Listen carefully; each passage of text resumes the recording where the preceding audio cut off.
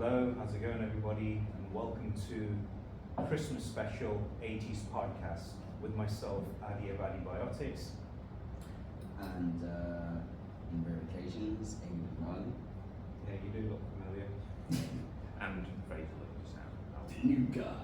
New guy. And we're proudly joined in today as well with our friend, Mr. Billy Byrne. Good evening everybody. Good evening. Good evening, Fraser. Good evening, Andy. Good evening. Good evening, Aiden. So in today's podcast, I know everybody's thinking, why isn't everybody at home celebrating Christmas? Just to let you know, this video is actually pre-recorded, what you're seeing today. Like 5 months before, Not quite. People plan for Christmas, so it's not usually that far ahead. Well, I think nowadays, with obviously things going up in prices and everything, everybody is pretty much, they are pretty much doing that right now, aren't they? Just planning a little bit more ahead of time. Yes. Yeah. Yeah. Indeed. Especially with the country going on strike for a month. Let's not get into that, shall Yeah, we? To tell you the truth, us podcasters will never go on strike. No. We don't put our passion on strike, do we, lads? No. No. No. No. No. No. No. Okay, Planet of the Apes wasn't a Christmas movie, bro. Apes together. Sean. Caesar Is home. Aiden, Aiden, you're home today, finally. Yeah. It's nice to have you back. I know sabbatical. How's sabbatical been treating you? the land of the sabbatical capital city is amazing. Doesn't make any sense, but that's Okay. Life does not make sense, Andy. But this is actually really cool. The three of us are actually working together for the first time, and it's a great collaboration. So today's podcast, we're actually talking about what our favorite Christmas movies are. I know everybody's at home right now watching the favorite Christmas movies. So we're going to go around the table, and each of us are going to do, like, say, 2 to 3 favorite Christmas movies each, and why you like it. And to top it off, a big shout out to our brother Will, all the way in France. Hello, Will. Yes, brother. Oh, Monsieur Will. You'll like Will when you see him, you know. Yes. He's just Inspector Will, yeah. yeah. He's there's that saying, you know, where there's a Billy's will. met him, haven't you? Yeah, where there's a will, there's a way. And he's definitely will find a He is- Will will find a he is way the back way. to us. Yeah, even if he has to swim from. No. Oui, monsieur. He'll get tired. He'll get tired. He won't swim all the way from. Do you have any idea how cold that water would be for him? Yeah. Exactly. But Did you not it's a watch the will. end of No, Titanic? it's a will. He can do anything. He can run on water. He can run here. Don't get any ideas. Alright, so we're gonna go. Who would like to go first on You. what favourite movies? No, it's not gonna be happening because it's, I just said so. He's still trying to think of his 3 films. Okay, Fraser. Yeah, why not? I'll give it a Yes. shot. Okay, no. So, I tell you what, let's do this. You go first, second, Why do I third. have to go first? Oh, we can go Because we haven't seen you for a very long time. It's true, bro. Clockwise? Yeah, we can do that going clockwise. Yeah, and Bill, Okay. you're gonna join in as well, yeah? Yeah, Billy will join. Okay, I'll go first, shall we? Right, okay, so my first choice is trains, planes, and automobiles. It's planes, trains, and automobiles. The P comes first. Why'd you have to do I'm just correcting it.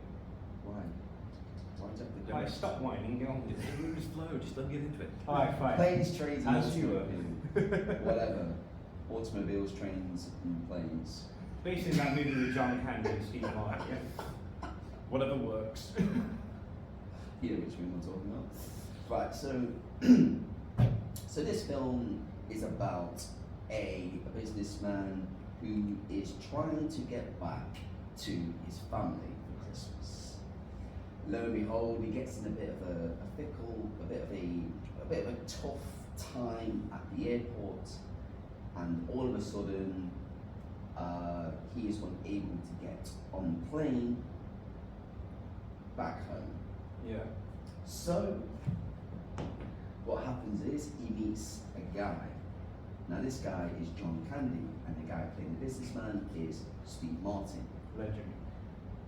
two legends actually. Oh, And really? what happens after that, after their meeting, is John Candy's character says to Steve Martin's character, "What a surprise! I'm going there myself." And he's like, "Okay, let's go together." So they both go together and get a rented car. But as Steve Martin's trying to rent his own car first. He's trying to get his own car. But he finds it hard to get his own car. Yeah. Something happens, I haven't seen it for a while, and then John Candy comes along and goes, "Hey, where are you going? Do you want a lift?" And he's like, "Well, where are you going?" He's like, "Well, where are you going?" He tells him, he goes, "What a surprise, I'm going there too." So, here starts a long journey of frustration and anger and annoyance from Steve Martin's point of view. John Candy's character just ends up being a big man child, but he's got a big heart. And Steve Martin just keeps absolutely slapping him away, just absolutely, he cannot cuss him more. He always takes the mickey out of him, but he doesn't know that there's something hidden inside of John Candy's character that is quite hurting. Yeah. Right. Now the reason why I love this film is because of Steve Martin's character. John Candy did a really good job. I love Oh, his yeah. character. If you want to laugh, John Candy was incredible back in those days. It's just a shame he had to leave us so early. Steve Martin's character. Now, to make a good character, you need character development. Yes. Steve Martin's character had a huge character twist. He had a huge twist in his character. One of my favourite scenes in this film is where John Candy's character is driving and Steve Martin's character is asleep. Yeah. And You John should Candy's go over that. smoking, right? And he's like this. And what's the song again? What's the song? Dance. It goes, I'm trying to think, what's the song? He's dancing to a song. And then it's an old style song, it's like that. And he's singing to Steve Martin's character, and Steve Martin didn't, Doesn't because wake he's up. always taking the mickey out of him, right? This is John Candy's character to get his own back. He's like,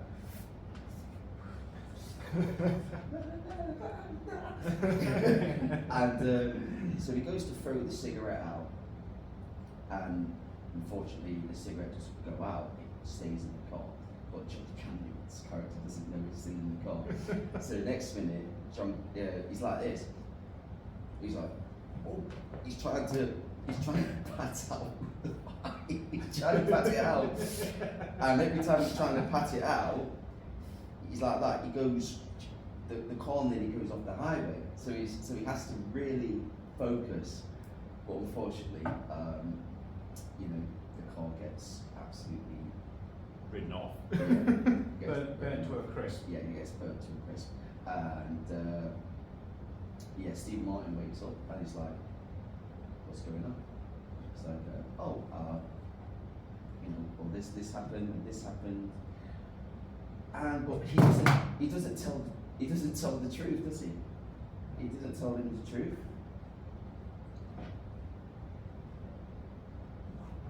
Yeah. He doesn't tell him the truth. So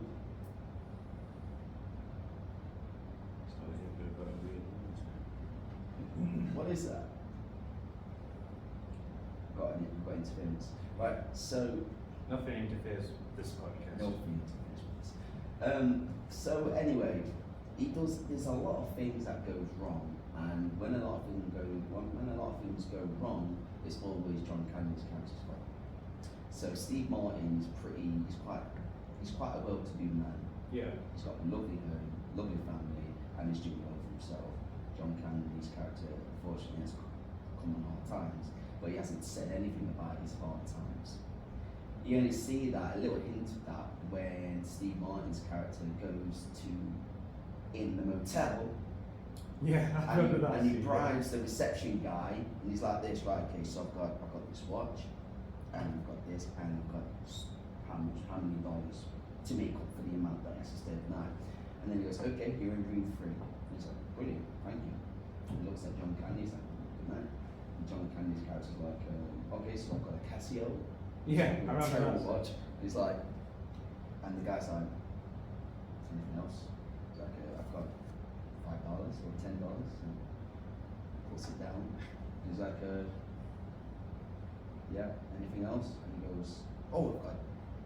And he gives him something else, which is like, what the hell is that? And then he goes, sorry. And he's like, oh, come on, man. He's like, no.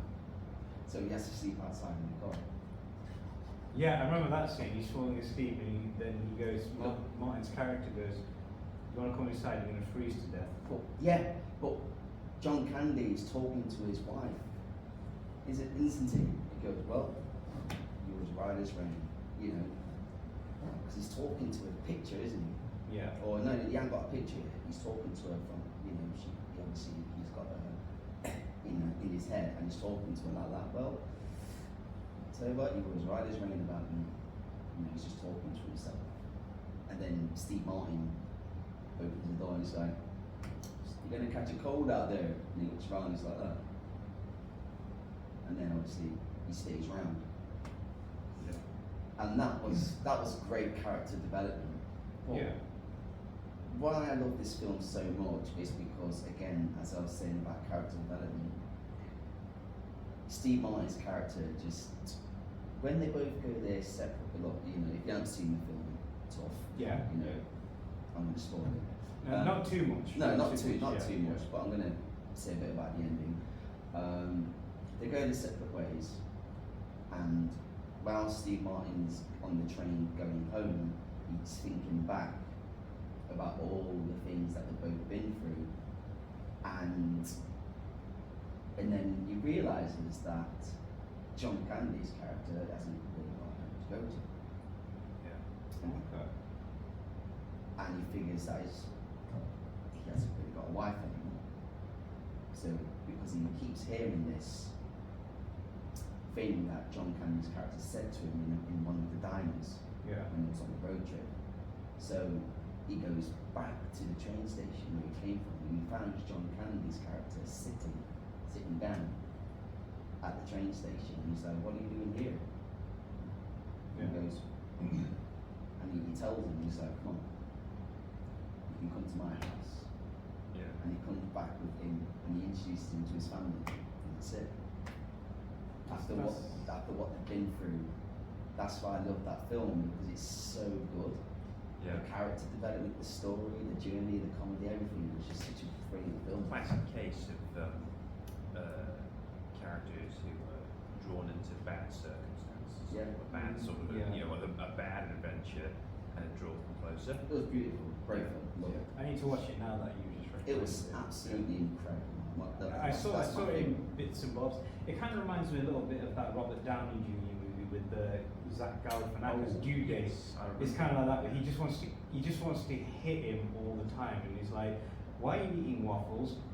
I'm allergic to them. Why do you order them? I forgot afterwards that I was allergic to them." and then he's like, the scene with the ditch, like he goes, "Do you want to drive over that?" Him and Jamie Foxx. "Do you want to drive over that ditch?" Yeah. Oh, is that? Do it hard. Yeah, that film, Robert Downey Jr. and Zach Galifianakis, Due Date. Due Date. It's kind of similar. Yeah. That's kind of like the updated version Yeah, of Due it was Date, isn't absolutely hilarious. Yeah.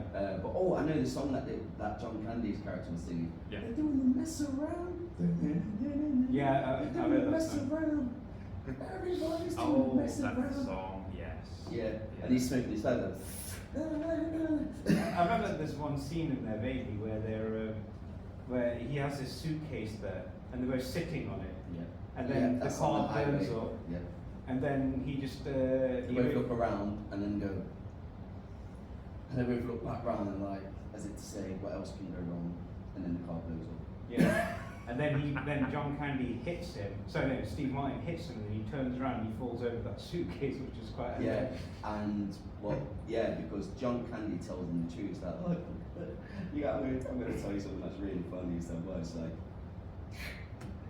that's all my fault." Yeah, he says it in another way, and it's like, "Oh, what?" And he's like, "That's my fault," you know. And he's like, "That's your fault that the car's, in flames. And yeah, so it's to both laugh, and he goes, and he smacks him right in his face, and he's like, ah, ah, and he's like, ah, you, and he gets up and he falls over the suitcase. Yeah, that's the thing I remember. I saw that movie so long ago, but I think now, thanks to your recommendation, I'm going to have to watch it now. Alright, Fraser, you're up next. You're up, Yes, mine, I mean, I had a lot of choices, but I think probably it just boils back down to one of the classics, which is Home Alone. Good Yeah, choice. I mean, come on, it's one of the You great guys classics. had enough, or you thirsty for more? I think the audience will be thirsty for more for knowing how many other movies we can come up with. So Yeah. now we've agreed to about 3 movies each, yeah? Yeah, well, at least the first pick of mine anyway is the first Home Alone. I think it was 1990. That's Yeah, that. 19, you're right, 19, yeah, just shit. before that one. Early 90s. Yeah, early 90s, roundabouts that. I mean, it feels like an 80s film because I've always said the early 90s, always, at least from a film perspective, Just coming out of it. yeah, it always feels like an extension of 80s films, really. But yeah, it was written by John Hughes. You know, he made an absolute legend of himself writing and even directing stuff like Breakfast Club, Uncle Buck. Breakfast Club. Yeah, exactly. Everyone's watched, recommended that movie for so many years, Breakfast Club. I still need to get around to watch it. Yeah, that was well. It's such a simple film. Very simple. Apparently, it's very effective. But in this, John Hughes goes from sort of any sort of troubled teens or quirky John Candy characters, and swaps out for just one smart mouth but very ingenious little kid. Yeah. As I'm sure most people know, as he ends up home alone around the Christmas holidays, and he's having to fend off a couple of fairly incompetent bumbling burglars. Yeah, but one of them's played by the legendary Joe Yeah, I was Pesci. going to say, but of course, you know, he's handling one played by Joe Pesci, the other by Daniel Stern. But of course, although he does have some major characters, the big central performers all around. Yeah. Kevin McAllister, who's Yeah. played by Macaulay Culkin, as I'm sure like 90% of most Yeah, people know now. yeah, he got picked over 1,000 kids auditioning for that role. Yeah, I mean, Wow. I suspect one of the reasons why it was cast was because he played one little nephew of Uncle Buck. Oh, was that Uncle Buck before that? Yes, before Oh, that. right. That was before that. Yeah, I think it was just like a couple of years or so. And I suspect Hughes sort of saw that and they thought, yeah, let's go with him. Go with him, yeah. He was good, so let's stick with that. And you know, lo and behold, works perfectly. You know, Indeed, yeah. Macaulay, I mean, they always say one of the classic sayings is in the acting world, don't work with children or animals. Although Culkin very much is clear exception to that rule. Indeed, yeah. Hugely. I mean, he's got great comedic timing. He's very much holds, and he's a lot of scenes. He's on his own. You know, he's on his own. But yeah, it is quite. What I do find quite ingenious is the film very much is good at setting the scene and making sure it's believable that he is home alone. There's Yeah. no help. You know, the phone lines, they're out because they've got maintenance going on. The house phones. Yeah, the house phones. Wow. Yeah. House phones, not mobile. Yeah, there's no. Yeah, Yeah, exactly. see, this is how this is how Aiden and I come from this era.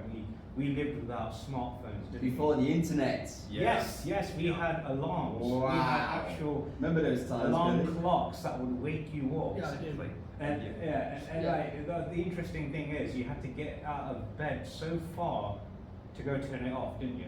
You didn't have to worry about the radiation affecting your head or anything like that. There's No. Now there's a lot of radiation. Yeah, I mean, with this film instead, there's no, as well as no proper internet either, without sort of connection either. So basically, the film is good at basically explaining to the audience that, you know, why, you're basically making it as believable as possible why Indeed. Kevin will be alone, at least for this amount of days, as his family head off to Paris. By accident and leaving. But no.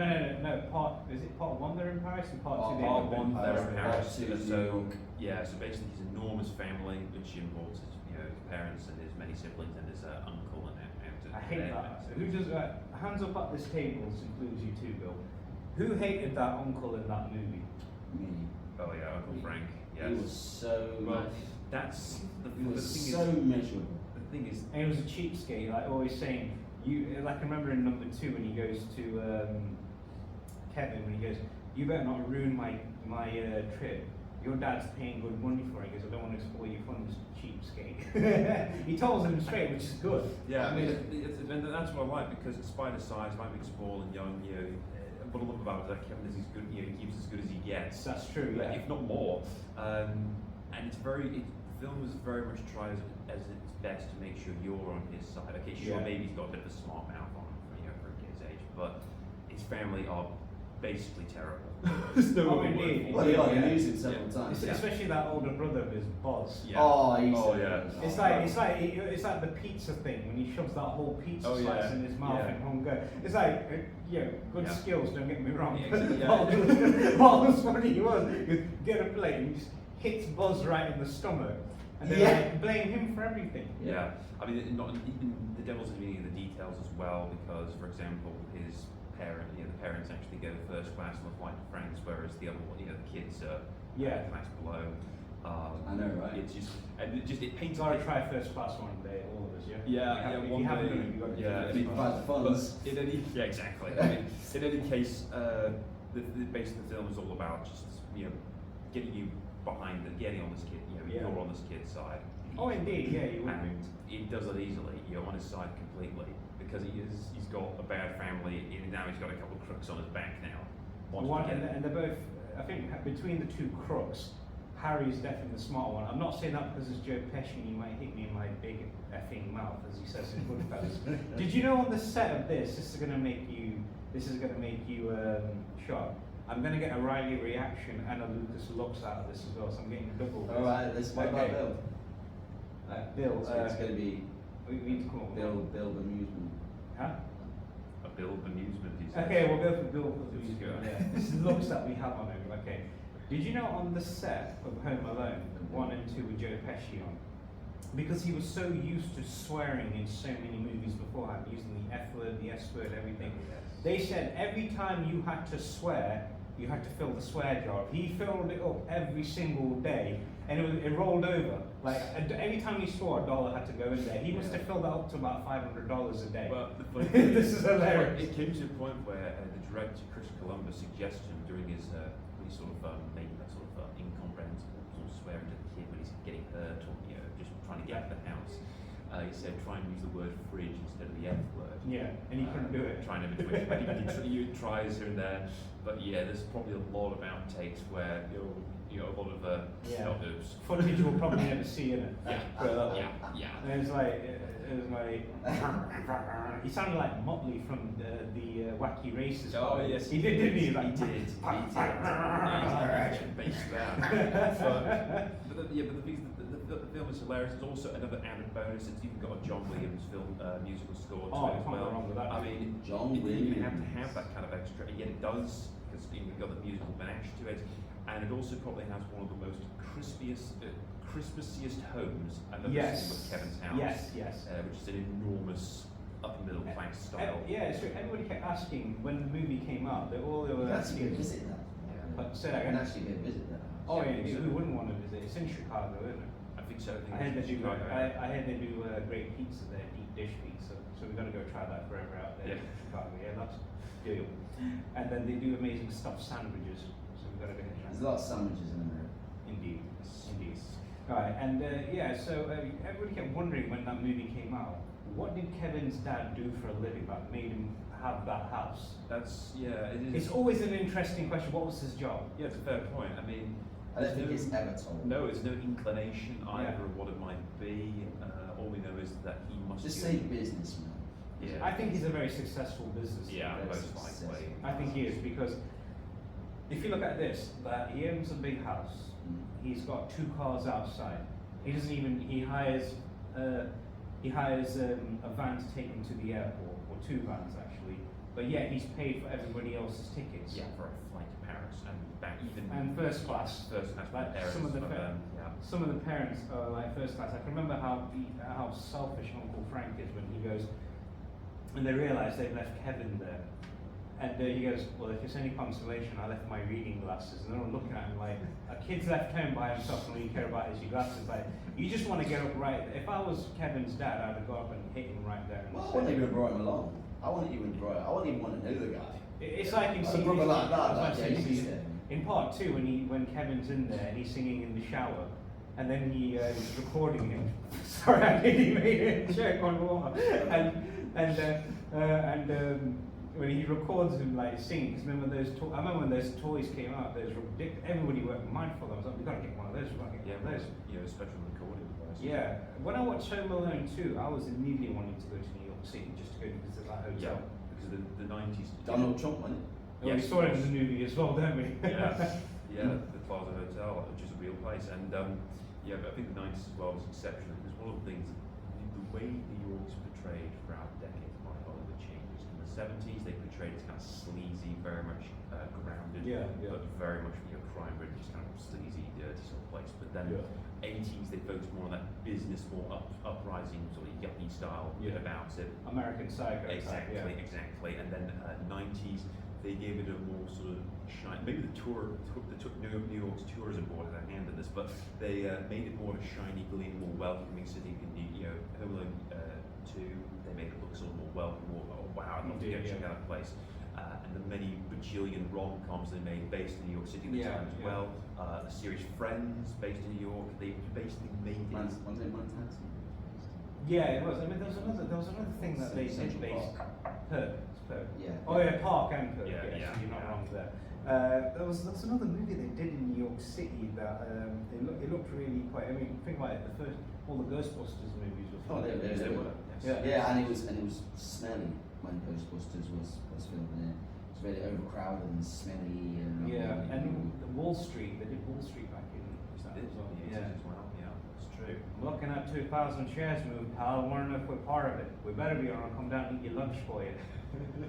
If you haven't seen Wall Street, Wolf of Wall Street. No, Wall No, Street just with Wall Michael Street. Douglas. With Michael It's Douglas, one of the Charlie best. Sheen. Yeah, it's one of the best movies ever. And because of Douglas's portrayal of Gordon Gekko in this movie, it inspired hundreds of thousands of people to become stockbrokers. And even talk today, 35 years later, people still run up to Douglas in the streets and say to him, "Because of you, I became a stockbroker." How sad is that? Yeah, and I suspect Michael Douglas probably thinks, yeah, well, mixed feelings on that. I bet it's like, well, if that inspires you, then sorry about that.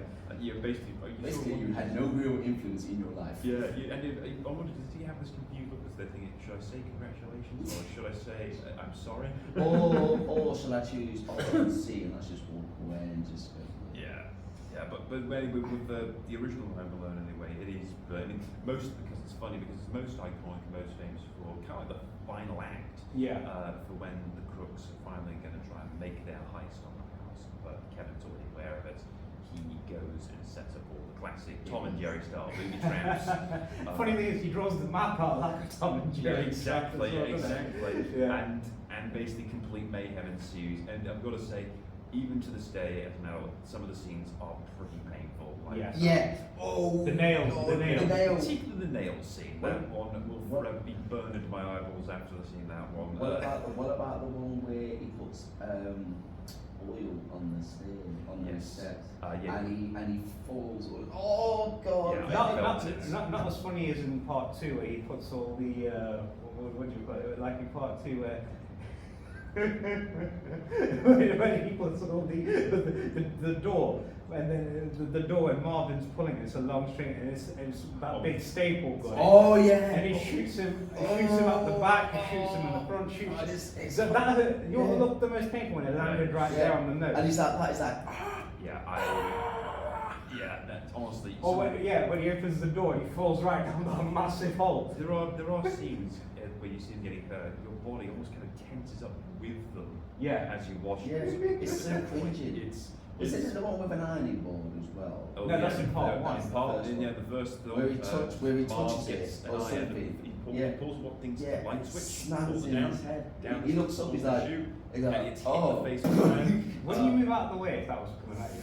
Well, it's so fast, but unsurprisingly, if you go on YouTube, tons of medical professionals will say just how many times Harry and Mark got themselves killed through these booby traps. I don't like in part 2. Just remember when Harry turns on the light. It's always Harry, isn't it? So and then the top of his head's on fire. Yes. And then he's like, Dumps his head in the toilet. and then it's full of petrol. Oh God, yeah. blows himself. It's like. Yeah, but the slapstick, it's a mixture of cringe and hilarious. It's quite an unusual combo. Yeah. But it is so satisfying watching it just this whole mayhem unfold before you. It's like that scene at the end of part 2 where Harry and Marv have taken him in the park.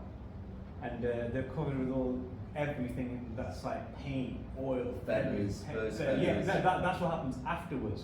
After that woman throws the bird seed on them, which is quite hilarious. And then the other scene. That's where- not even part of it. Yeah, there was a scene where he goes to him afterwards, and when he's like, when he's trying to get the gun out, and the gun's not working because it's jammed. He's gonna mess with us, pal. We're dangerous. I was like, you're not Tommy DeVito this time, Pesci. You're Harry. That's right. You're not Nicky Santoro from Casino. You're Harry. A bit of a downgrade. It is, yeah. If anyone has seen Casino, I suppose it's a better fate for Harry than it is for Seriously, if anyone knows what Yes, this character, yeah. to be honest, I'd still to be Harry. Yeah. Yes, that is true. But yeah, with part one at least, it's just brilliant. It's even got a lot of heart to it as well. There's a subplot as well about one of his neighbours, a old man, is believed like a serial killer. But there's a bit more sweet, sort of slightly tragic tale behind it in reality. Yeah. But it's nice to have the heart, and also because like most John Hughes films, there's always John Candy, and lo and behold, yes. Yeah, and he turns up makes in a brief part one. cameo. I think in reality, John Candy only turned up for like a day or two of shooting. Yeah. But it's very, he's only like 3 scenes, but he's Yeah. still actually there because he makes a fantastic little story where he says he left his son at a crematorium. He was not a crematorium, the funeral parlour with a coffin of the body accidentally. He went back, and one of his lines is just fantastic. When he, so but he was okay. He was fine. Yeah. After 2-3 months, we started getting to talk. And you find line saying, but kids are resilient little things like that. They do, yeah. Right. Bill, you're up next. Right. You're up, Bill. Shall I just scooch over a little bit? Yeah, go on. Excuse me, you're part of the team. So, Right. everyone, this is Billy. He needs headphones. No, it's fine. Yeah. You can do that. Yeah. So, what is your favourite film? My first one is Gremlins. Christmas Is it Christmas? Yes, it is. Tell you the truth, you guys, you're going to get the reaction out of me here again. I've never actually watched Gremlins fully.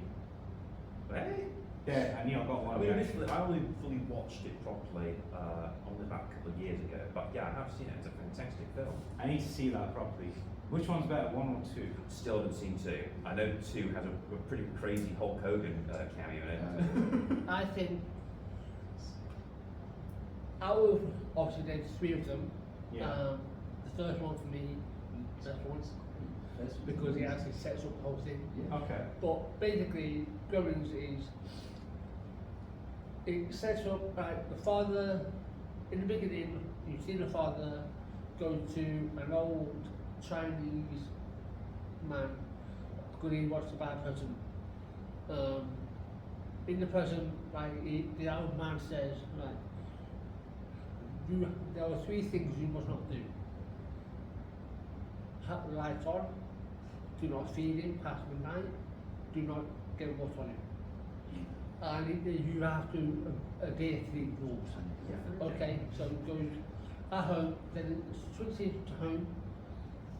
He says to his son and his wife, right, sit down, I've got something for you.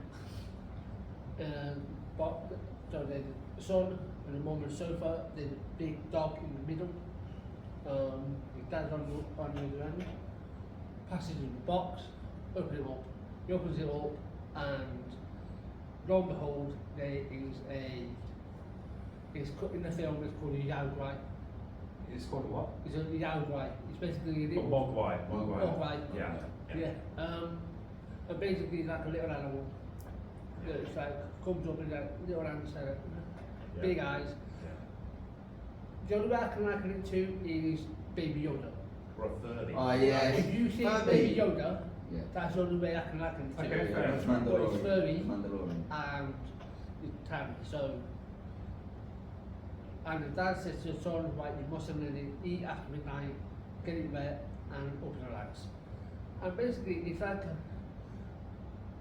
and it's set at Christmas, and basically, he loves it, takes care of it, takes it to university, shows it to his uni professor, they do some tests. Leaves it with the professor, and unfortunately, it gets water spit on it, and then like it starts like birthing new spawns. Yeah. And it's basically so it's funny. It's you got all of these. So from one person has a spawn, so this spawn grows, then it basically multiplies, and then in the kitchen, the mum's doing the cooking, up in the fridge, and there's like a fully formed bog right in there, like throwing knives and everything.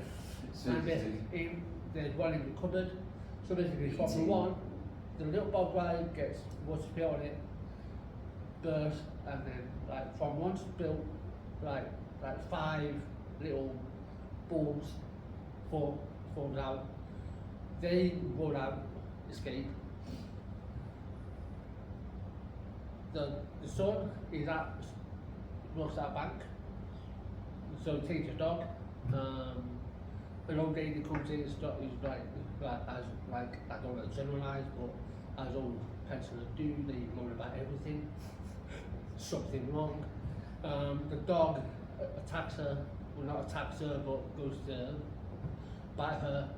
The son goes after the dog, and then slowly but surely, while that's going on, you've got mayhem at the university because the professor now.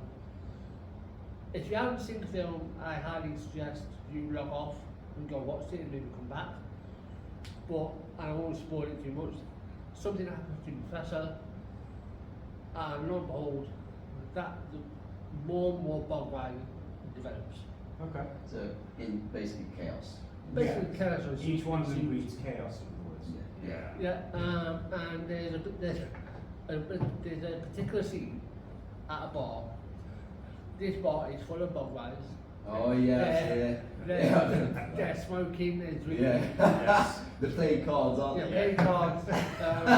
The bar lady is like, she doesn't know what the hell to do. Well, isn't she's there a like, female one riding as well? Yeah. Yeah. She's that. Well, I don't like I said, think- yeah, well, I I've never don't seen think- it, I so don't- that's I'm not not joining really in for this topic. Just all of these bog wagons are, as far as I'm aware, because I'm having to remember, they're all male, I think.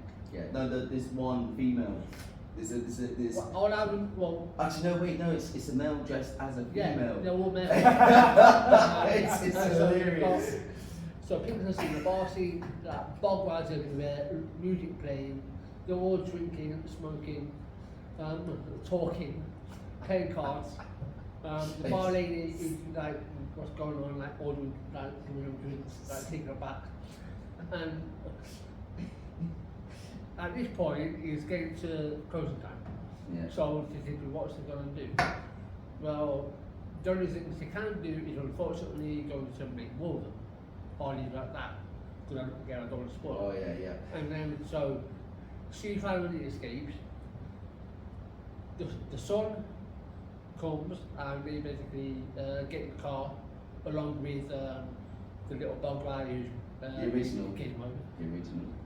Yeah, I know Gizmo. Is he? You're supposed to be original, yes. Yeah.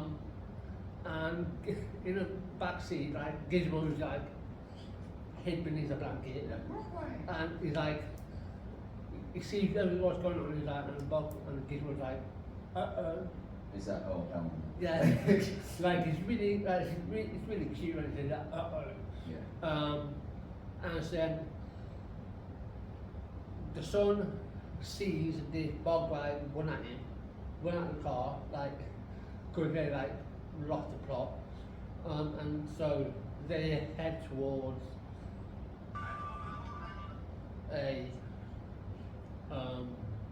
another area where they totally demonized. They then go back into the bar, and in this bar it's like you see all the mess, all the glasses, all the cards, all the smoke, and there's this really thick, not thick, veil of smoke.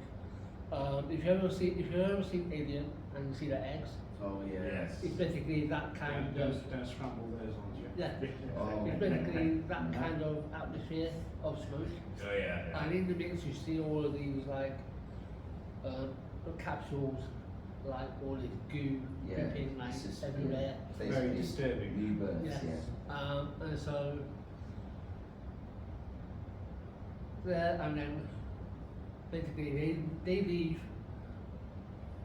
Everywhere they go, they drive round. Everywhere they turn, they get bog ride, do harm, wrecking things. Yeah. Yeah. Back in the mum's kitchen, there's like walls being in right to escape. She finally has his nose, so she gets like a bowling pin, sort of whacking him like a baseball, like a home yard one or Yeah. something. Yeah. Yeah. Something like that. It's like, I mean, But you, basically- you love the film. You love. Yeah. I like the film because it's not trying. The thing with this one is it's not trying too hard. No. It's always funny. It's always slapstick. Like It's got everything you really want. everything you want. It's like it's fun. It's obviously I you've got the bog guys like you've got them dressing up with women. You've got Gonna have to watch it now. yeah, you've got them like smoking, drinking. Like there's one bog guy on the bar, like underneath the tap. There's like got the tap running in that, like that, like not even like Yeah. putting it down. You've got the main like I want to say the leader. Oh yeah, he's a badass. Yeah, like do whatever. Then you've got like three of them like hanging arms and arms, like singing, Yeah. like having fun. It's like, it's like just mayhem. At the end of it, Gizmo sort of kind of sacrifices himself by he sets off the unnamed thing that I'm not going to spoil to make more of them. He goes down like a zip wire, lands on, and basically everything goes up in smoke, like there's sparks flying everywhere. Yeah. Yeah, it does sound a bit like that, innit? And basically the bad guys are presumably like in the story arc they're dead, they're now killed.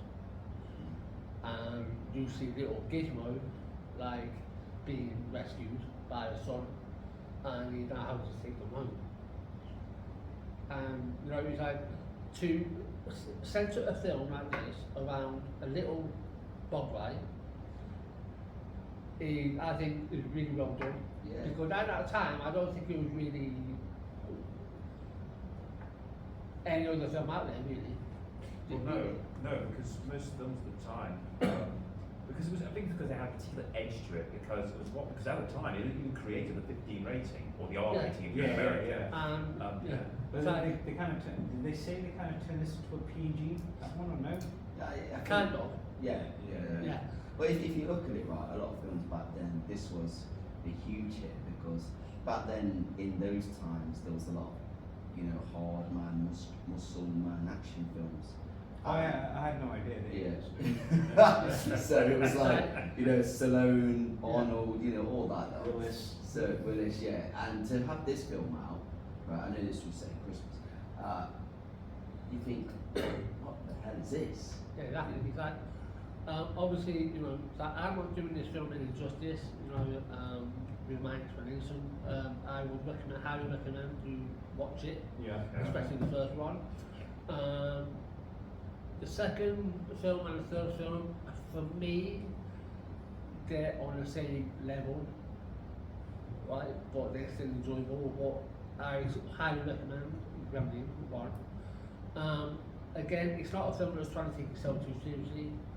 The people know who made it. They know that it's not going to get into style bumps. No. Everything that you see in Gremlin, you could probably find somewhere else. Yeah. It's probably been done before. So, you know, it's just a fun film set at Christmas.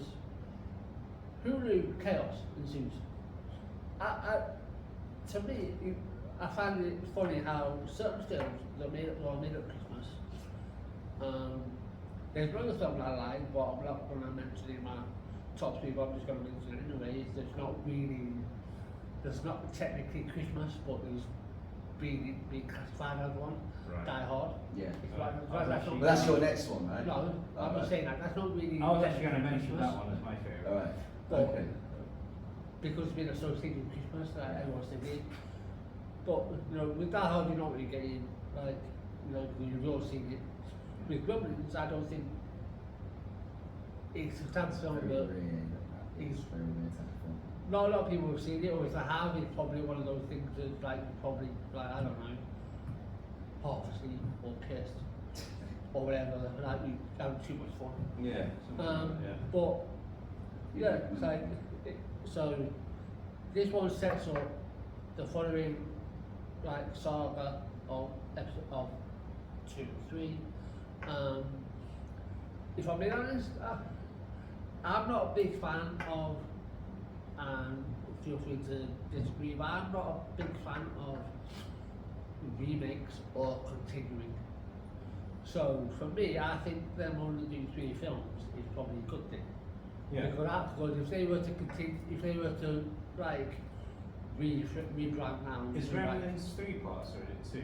like there's 3. Or is it 3? Yeah. There's 3 or 2. Yeah, I always kept thinking that there was 2 as well. No, I think there's 3. Well, Again, correct me if I'm wrong. yeah. But I think whether it's a 2 like a like a 2 film or a trilogy, I think they should leave it alone. You know, Yeah. because it's so slightly about like think of it. Like it's Christmas, like it's a genre. Like you could call it, it's either a comedy, you know, For horror. or horror, but a different kind of horror because it's not really, because it's not Canadian. No. It's not It's not suspense. not suspense. No. It's more of a slapstick humour. Like here are the puppets. Yeah. I'm going to say Muppets. Yeah. Cow. So, yeah. Puppets that It's Christmas. That's are. your next favourite, I take it. That's So, the next one. But yeah, Alright. that's my first. Okay, that's fine. Ali, Oh, my turn. your daughter. Dr. Crane. I sometimes call him Dr. Crane because Basically. no, because obviously the name in Frasier now you kind of suiting the You know what? You were kind of annoying during that. Alright, so some people going back to what Bill was saying, the fact that some people say this is a Christmas movie, some people say it's not a Christmas movie, but to me, I think in a way it's set around Christmas. It is a Christmas movie. I'd say the original Die Hard. yeah. Yay, podcasters. Because obviously everybody who hasn't seen it, it's one of the best movies ever made, without a shadow of a doubt. Is it really? Well, think about it. It started a complete trend. You had a different type of hero character in this movie, where he's not all about the physique. Because if you look at it, it was set around the genre, set around the time where every actor you saw. Big muscle man. Yeah, well, if you look at Willis. Arnold. Yeah, if you look at Willis, It's not muscle man. I wouldn't say it, but you could tell that he lifted a bit of weights for this role. Yeah. He's He's good shape. Yeah, he looked a bit more quite built around the shoulders if you look at it. But the thing I like about his character is his sarcasm and his wit and his perfect comedic timing. Because obviously Bruce Willis at the time was very famous for his his TV series called Moonlighting. Because if you look at it, not many people know that about him. He did a TV series called Moonlighting. Yes, it did. Yeah, Yeah. it was very a bit sort of bound his original fame. Yeah, but and then what people didn't know recently before that, he appeared in the TV series Miami Vice. Yeah. He appeared in one episode because he became best friends with Don Johnson previously before he became an actor. Right. And so the story about Die Hard is it's set around New York police officer John McClane, and so it's set around John McClane, who's estranged from his wife, and he goes to Los Angeles to meet her to try and make amends with her and everything. She's invited him down to the Christmas party, and what he doesn't seem to realise is the building is going to be overtaken by criminals, who's led by, you got to admit, and I'm sure everybody else out there will agree, it's led by one of the greatest villains ever created, Hans Gruber, played by the late great Alan Rickman. Yes. The thing I love about sometimes it's that type of movie, right? Do you root for Hans Gruber or do you root for John McClane?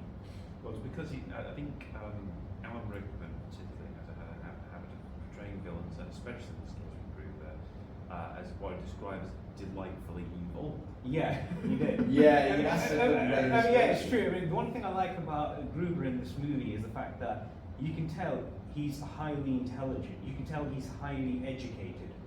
He's very well dressed as well. Like the suits he wears, he always looks smart. And it's like, even when he delivers his dialogues, he's not like one of those diabolical type villains. He's calm. He has the tall blonde guy. He's not a head first villain. Yeah, he's not. He is head first. You know, he's the brains behind it. I mean, But he's he isn't hired gung-ho. He isn't that good. But he's hired a lot of brawn to work with him. He's the definite brains, and all the guys, the thugs who he's hired, are all the brawn. Like the one the most famous one is Carl, played by the late great Alexander Ludroff. I think that's how his name. He was actually, believe it or not, in real life he was actually a ballet dancer.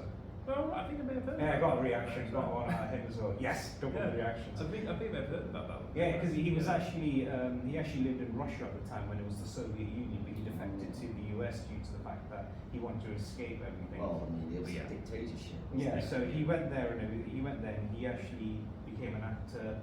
He was known for it. That's why when you see that fist fight between his character and McClane, he's throwing quite high kicks, and I noticed that it's like, it's kind of similar to describing Patrick Swayze's kicks in Roadhouse. Yeah, he was a professional.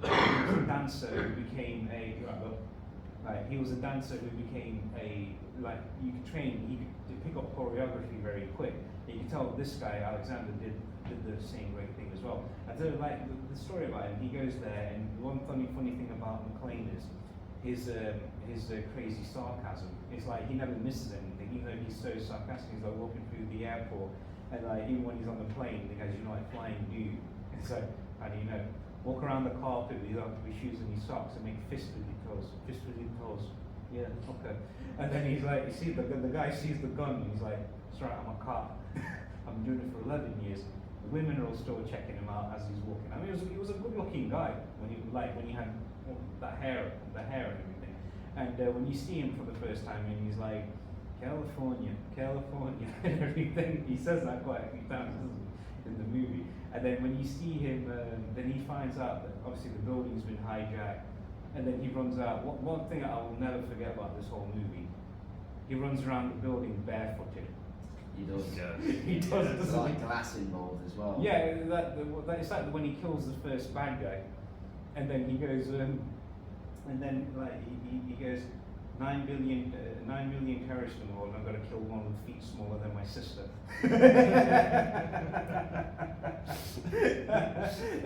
It's just how he said that. It's like perfect comedic timing. I know I say this a lot, but when you have an actor who's destined to play that role, if anyone else played McClane, it never would have worked out. Yeah, I mean, it's funny as well because, and even though I still have yet to see it, which I will make sure to rectify at some point. Do you not see that? Yeah, but You haven't seen it, have you? But it's funny because it's loosely based on a book, Yeah. and the film rights was sold to the studio years before the film was made. Yeah. It was originally attached as a project that was going to have Frank Sinatra signing onto it, which shows you the age of it anyway. And, Right. as a result of contractual obligations, in order for them to go ahead, they actually had to, even though they weren't planning to, they basically had to buy contractual obligation off Yeah, the they had ball to do a it, yeah. very much old and pensioner age Frank Sinatra at the time. If he'd like to take on the role of John McClane. He did like to do things his way. Yeah, exactly. So basically, Yeah. before they got to Bruce Willis, they had to basically contract, but as part of the contractual obligation, go up to Frank Sinatra and ask him, "Do you want the role?" Obviously, no. Fine, great, Bruce, you're on. Best to leave him at the retire. Because did you know this as well? Bruce Willis and Sybil Shepherd, who he worked together with on Moonlight, they did not like getting on with each other, and it got even worse, their relationship, when Willis became an overnight bigger success because of Die Hard. Yeah. That's not going to be good. Well, actors he gets due. I mean, they do have to have a clashing together. In that sort of case, it's not uncommon. Yeah. That sort of thing to happen. At least that's all true. At least, yeah. Goodenough, that was the name. Godenough, that was Oh, the guy, okay. the dancer who played Carl. He looked like a very You got intimidating. internet? What? You got the internet? Yeah. Why didn't you type on the I don't know. Wait a minute. All right. That is not right. All right, Hans.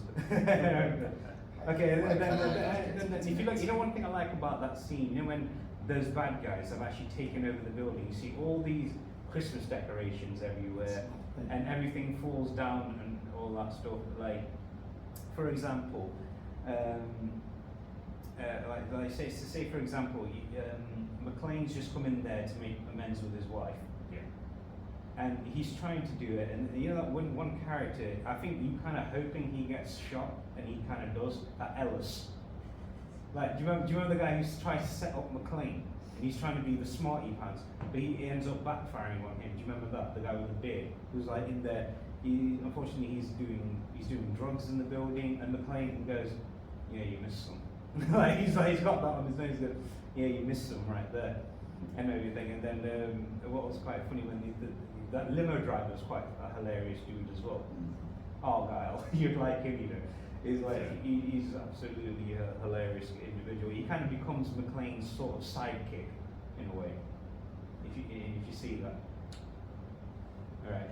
And one of the best scenes in that whole movie is, you know, when Hans has that book and he's not telling everyone to shut up like on the top of his voice.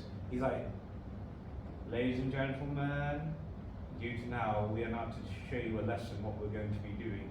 Who is Mr. Takagi? Mr. Joseph Takagi. And he's like very polite. He even says polite. The way he addresses Takagi is quite polite. He goes, how do you do? It's a pleasure to meet you. Well, let's take him. And he goes, John Phillips. And like looking at the suit, John Phillips, London. I have two myself. And I just love the way he addresses it when he goes, they've got no choice but to be nice back to him. yeah, because he's calm. Whereas all the other ones are just finding an excuse to pick the guns up. But And he's like, he's no. not. I think he fires that gun, call it 3-4 times in the whole movie. Like he probably doesn't empty the entire clip, but he fires it 3-4 times. Yeah. Which is quite good. And then the other scene where when McClane goes, I got invited to the Christmas party by accident. Who knew? And then when he gets trapped in the vent, which is quite funny, he's like got his lighter. I was like, at the coast, get together, have a few laughs. And then Famous lines, yeah. yeah, then he's climbing through the vents, and then he's like, now I know what a TV dinner feels like. I actually end up saying that when I had to go for a MRI scan, and I felt like stuck in there. It's like the noise was quite loud, and then they're like, "Are you okay in there?" I said, "Yeah." In the words of Bruce Willis, I don't know what a TV dinner feels like. I said that, and I go, "Hey, I could hear the doctor and the nurses laughing on the other end as well." But I had to go for an MRI scan. It's quite claustrophobic, isn't it? even nothing scares me. Nothing scares me. No, but right. So, like I say, even there's been a big debate on this movie. Is it a Christmas movie or is it not a Christmas movie? I think in a way, if it's set around Christmas, if it's got that Christmas theme going on, people are wishing Merry Christmas to each other in the movie, I would say, yeah, it's a Christmas I movie. think the debate comes around because technically the plot and story about that one is not about Christmas itself. Christmas doesn't have anything tied to the plot. It's Yeah. simply where the plot is falling on. Around It's a hybrid. Yeah, so, but in any case, since technically it is around Christmas, it's not focusing on it being Christmas, it's focused on the project, the building. I'd still put it down to Christmas tree in the end, because at the end, because really it's got the Christmas tree, it's got the decorations, people are wishing each other happy holidays. Yeah. So, But that's a Christmas McLean never forgets.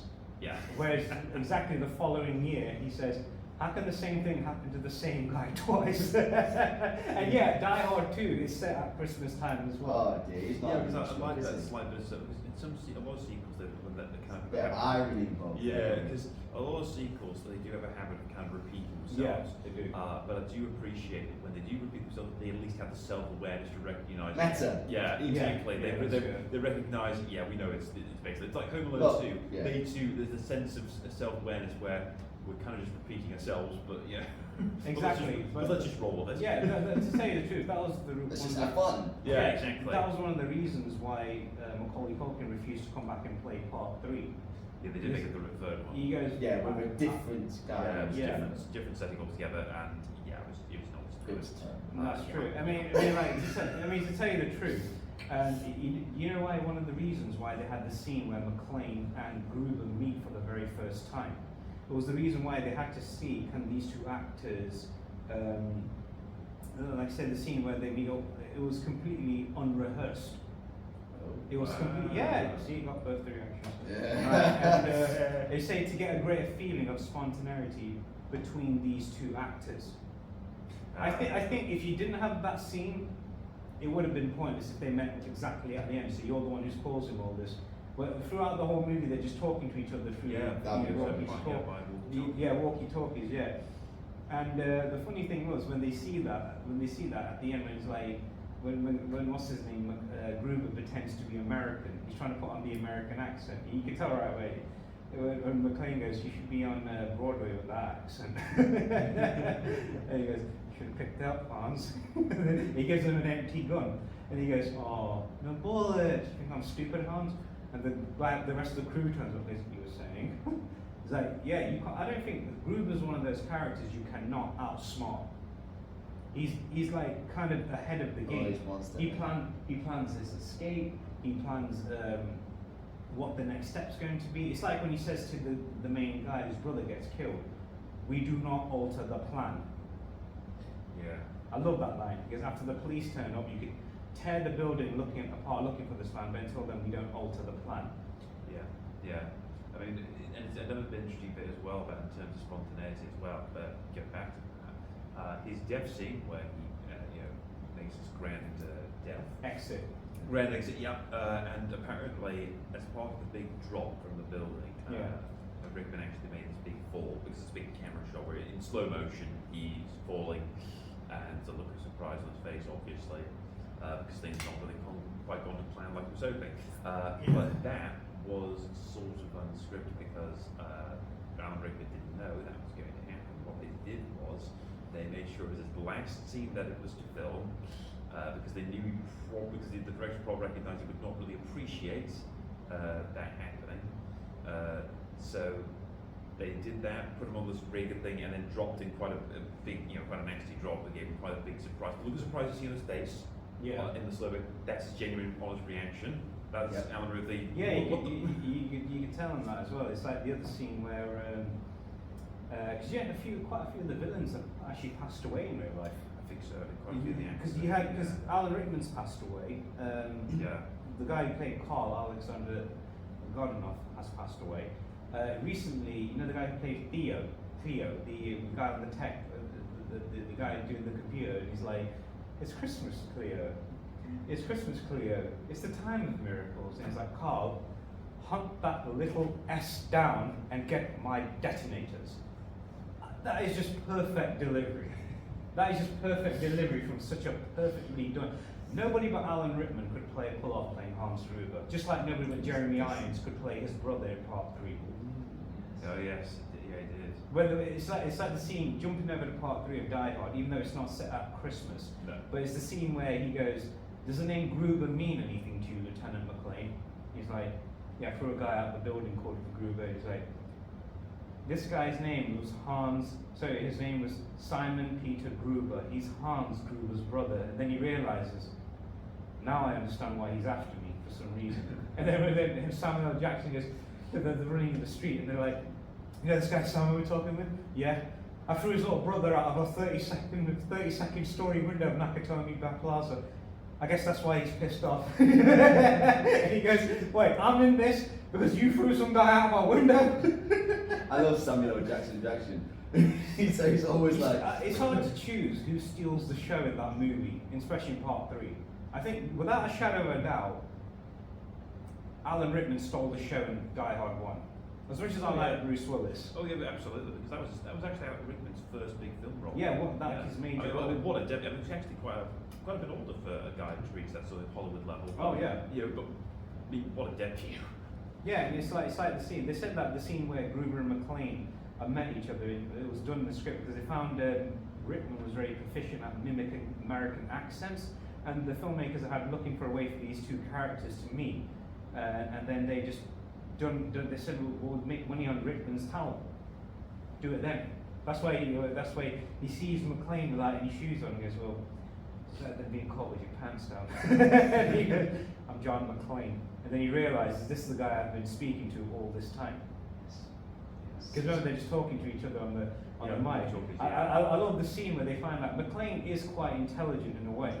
If you look at it, he's very crafty. It's like when he kills the first guy, when he's like. When he sets the alarms off, because what floor was that on? Well, go upstairs and go have a look at it. And he goes upstairs and he has a look at it, and then he's like, drop it, it's the police. He goes, you can't kill me. There are rules for policemen. He goes, yeah, so my captain keeps telling they're having that brawl in there. Sometimes you can actually see that there's the stunt double and not Bruce Willis. Yeah, I think a lot of films at that time point, there's a lack of seamlessness and trying to hide the stunt double and keep the actor on the screen. So it happens. You know, you're gonna have to accept it happens. Yeah, it's like sometimes when Arnold was like starting off in acting, they had to somehow try their best to find somebody who could mimic him, but they said they couldn't find anybody of that size. The same thing with Lou Ferrigno when he did the Incredible Hulk TV series. Yeah, good luck with that one. Trying to find another guy who's 6'5" and 275 pounds, It's not going to work. and with the largest arms in the world at 26 inches around. I kid you not, that's how massive Ferrigno was in his prime. Ferrigno was an absolute Beast. Yeah. He was a Hulk. Yeah. Yeah. He was built more like a bear than a man. When we review the Incredible Hulk TV series, we need you to come back on, because I tell you one thing straight, you're going to be surprised about the amount of information that was made about this TV series. Yeah, because really quite watched that. I ended up buying the whole box set on DVD. Did you not? You've actually seen that box set as well. Yeah. So I'm going to say it before we review the Incredible Hulk TV series. That's all I'm going to say. And okay, so go back to Die Hard.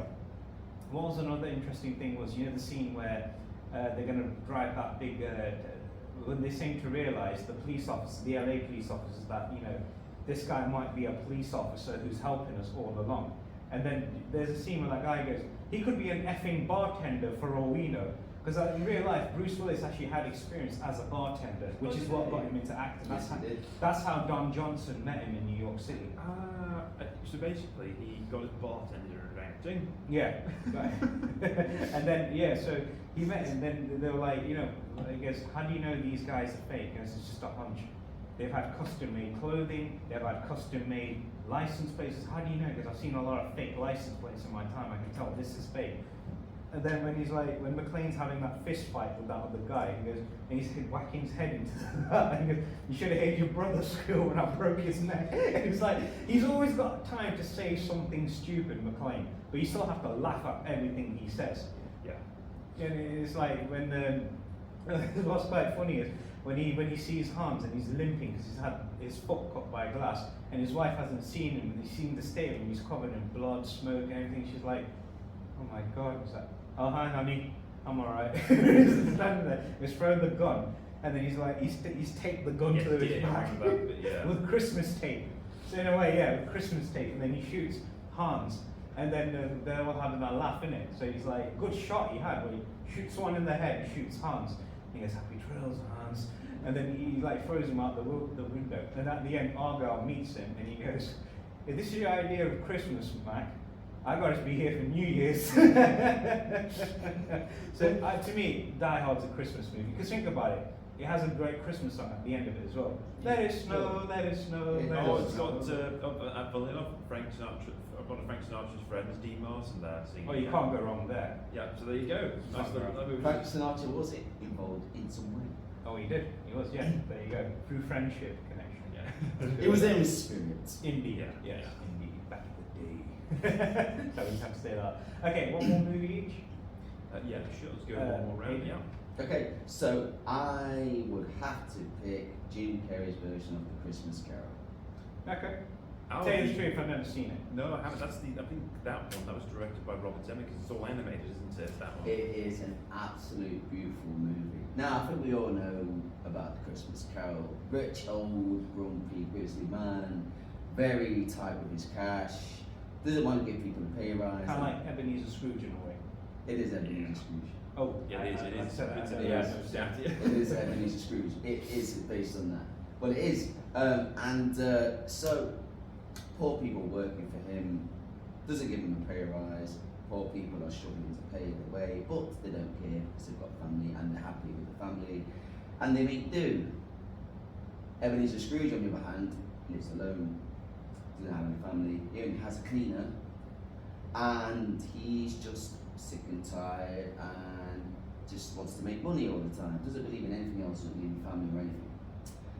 What he does believe in is making money. That's Yeah, it. yeah. That is it.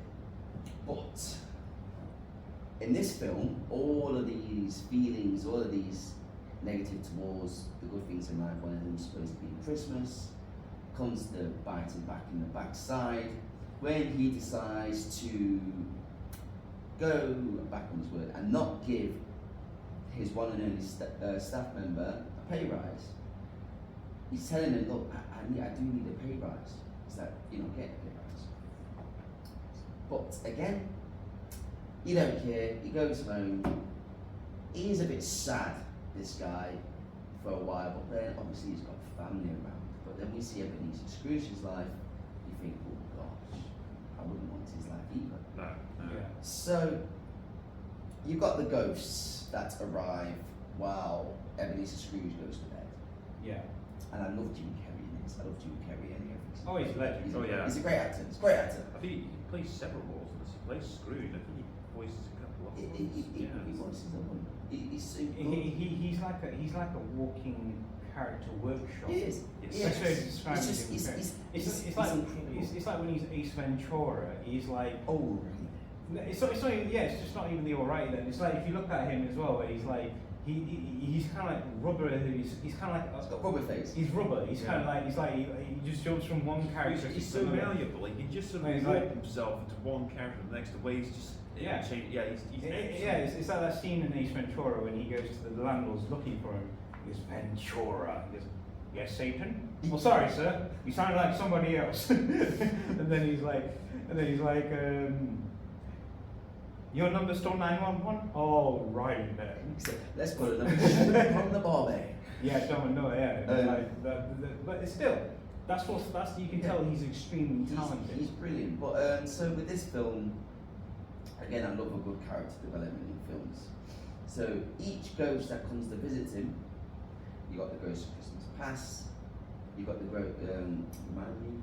the Ghost of Christmas Present, Yeah. and the Ghost of it's Christmas- either Christmas Future or Christmas Christmas Future. Has Come. Yeah, Christmas Futures. Yeah. So past, present, and future. And when we get to see his past, you see where it all stems from, and it's phenomenal. Where you start. This is when you start to feel a little bit sad for Ebenezer, because you see the life that he had, and you think he was alone a lot, Yeah. wasn't he? He was alone so much in his life, and you think, you know, the part where he's in school, and I'm sure it's an all boys school. I can't really remember.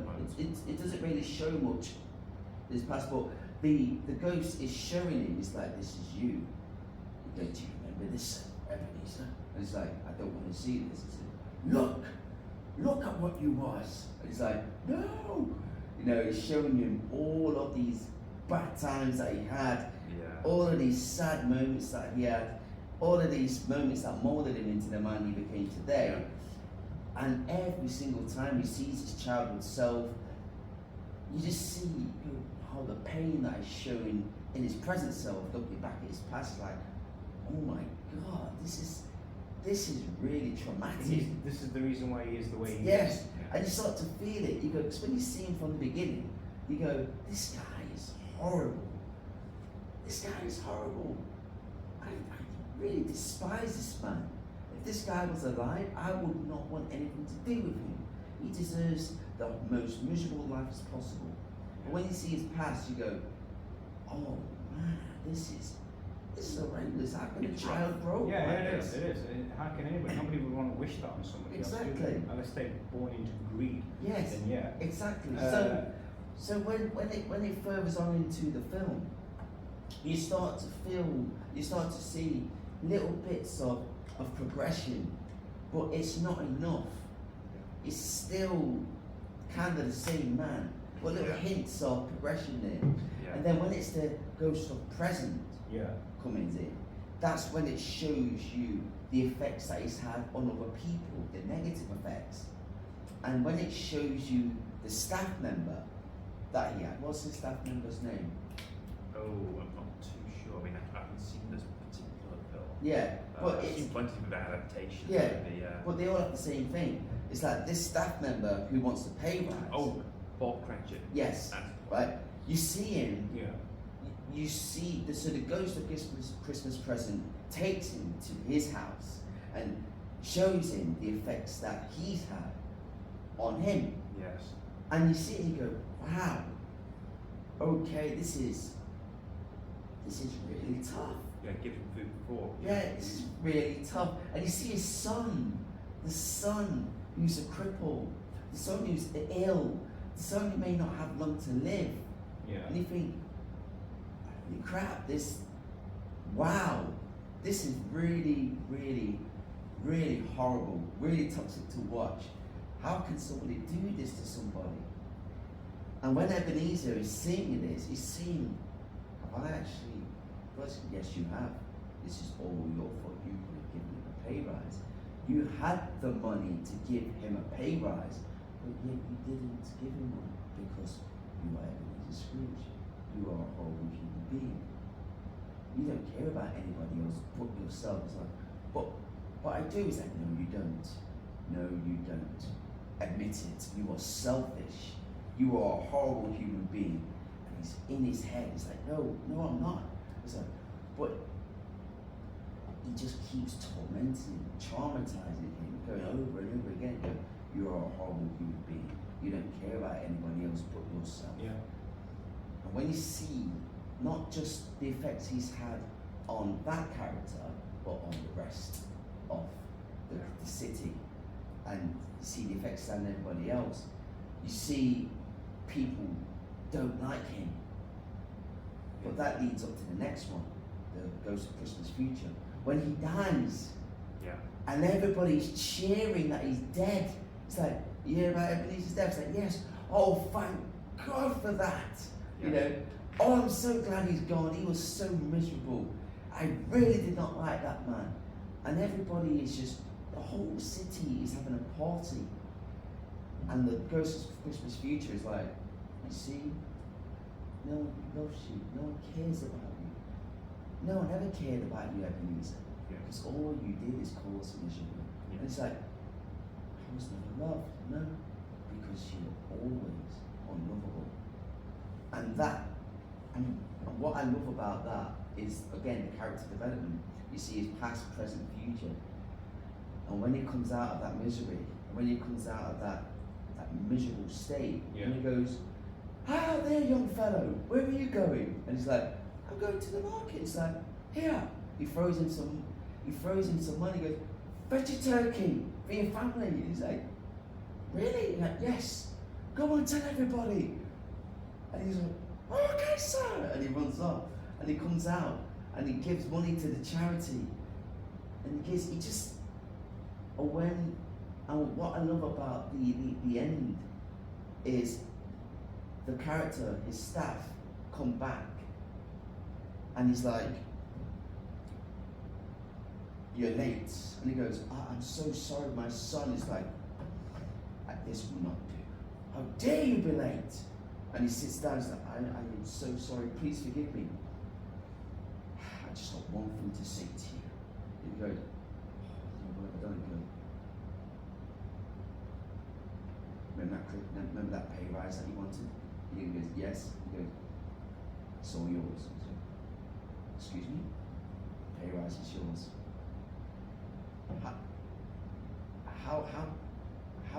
How is this even possible? He goes, "Doesn't matter. Whatever you want is yours."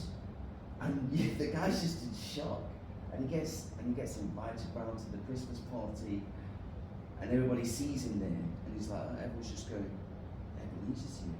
And he walks in, miserable, grumpy, and suddenly a big smile comes on his face, and he's like, "Hello everybody," and everyone's just like, "This is Ebenezer Scrooge, what is happening?" But then the camera zooms out of the house where he's been invited to for Christmas, and you just see Ebenezer just hugging people, and you just think, holy hell, what a great story that was. Well, yeah, because this is honestly, but my own opinion, is the best piece of work that Charles Dickens ever wrote to start off the book.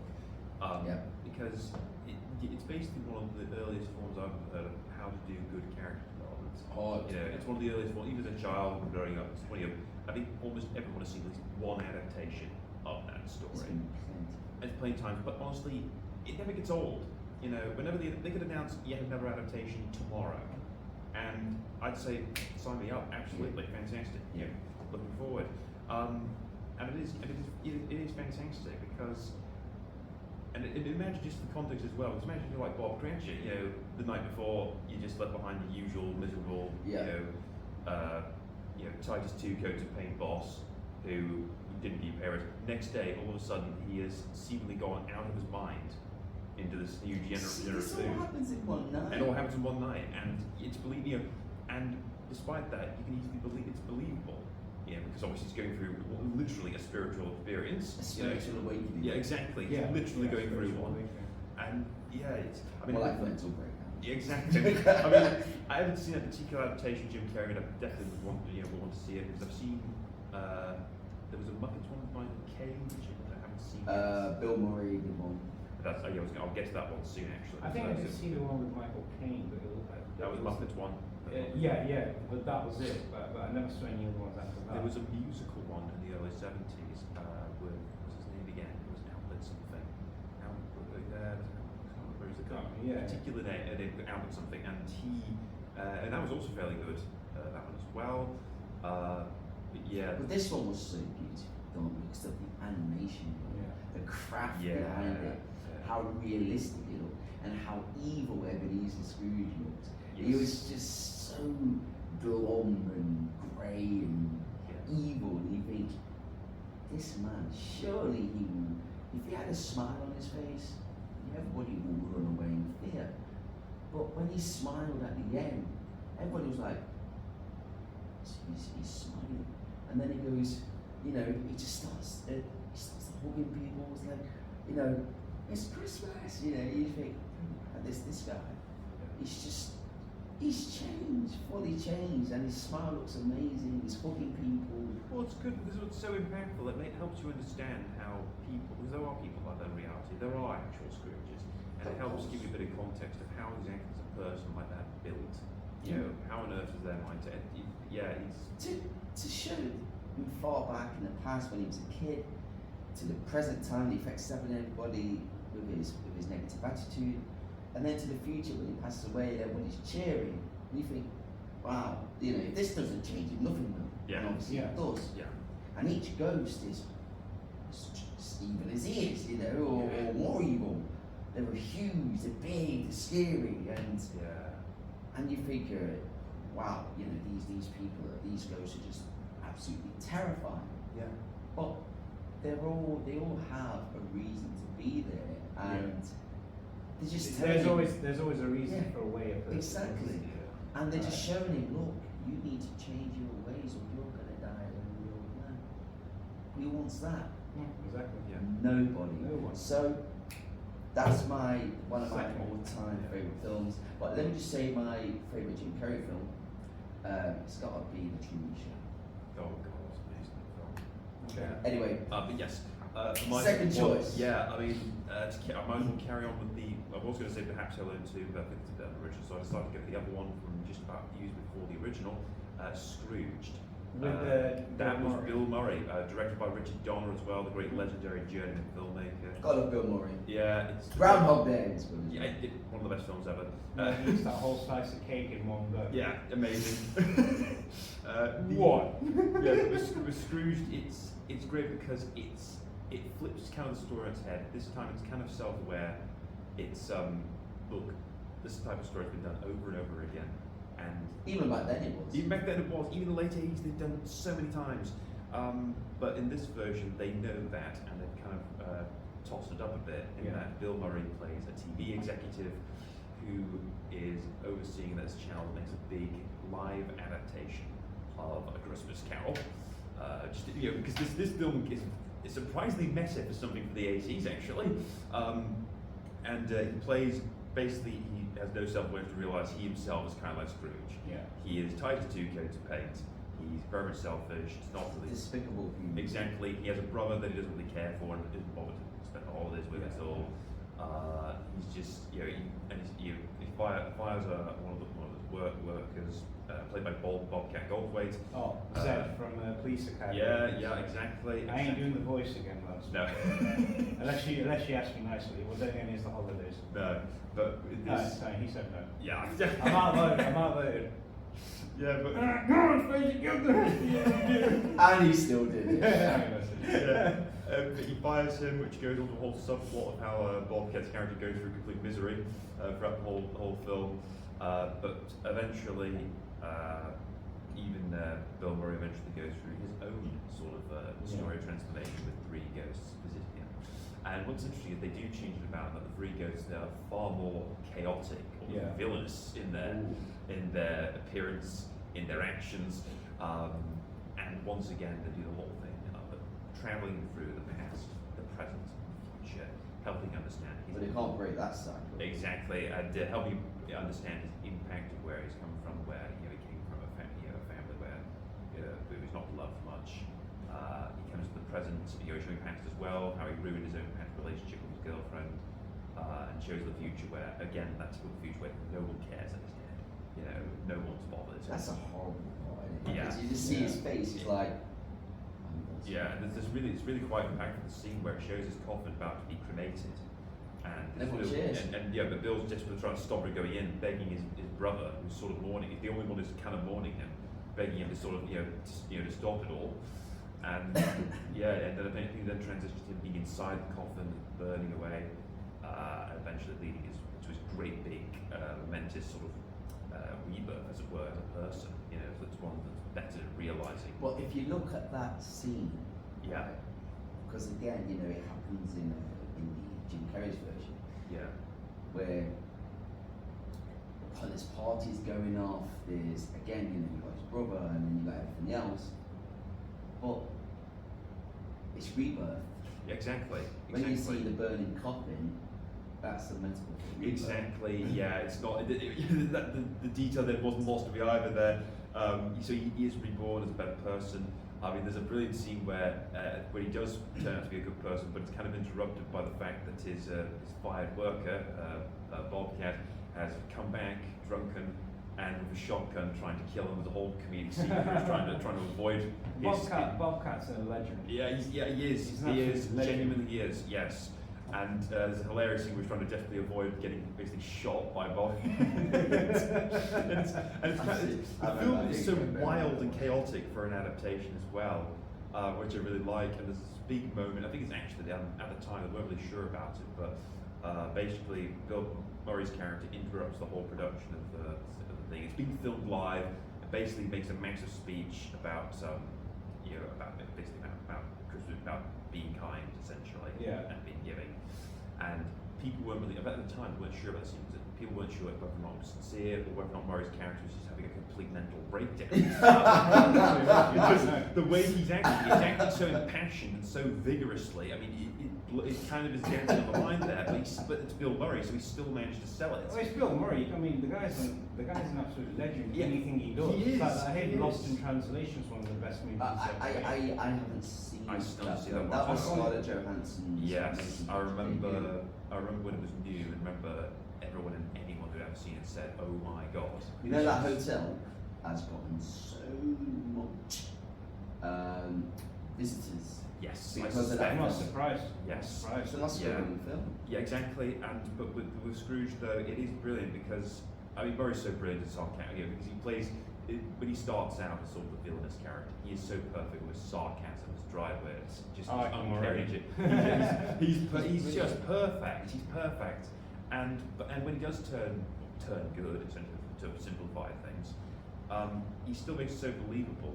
You know, I know at the time people were worried about, can people believe this? He's just having a nervous breakdown with this fine bit here, but no, it's still, it's Bill Murray. I think it's because he's not used to. If you look at it in one way, right, when somebody's psychologically used to being in that mode Yeah. all the time, and all of a sudden there's an explosion of joy.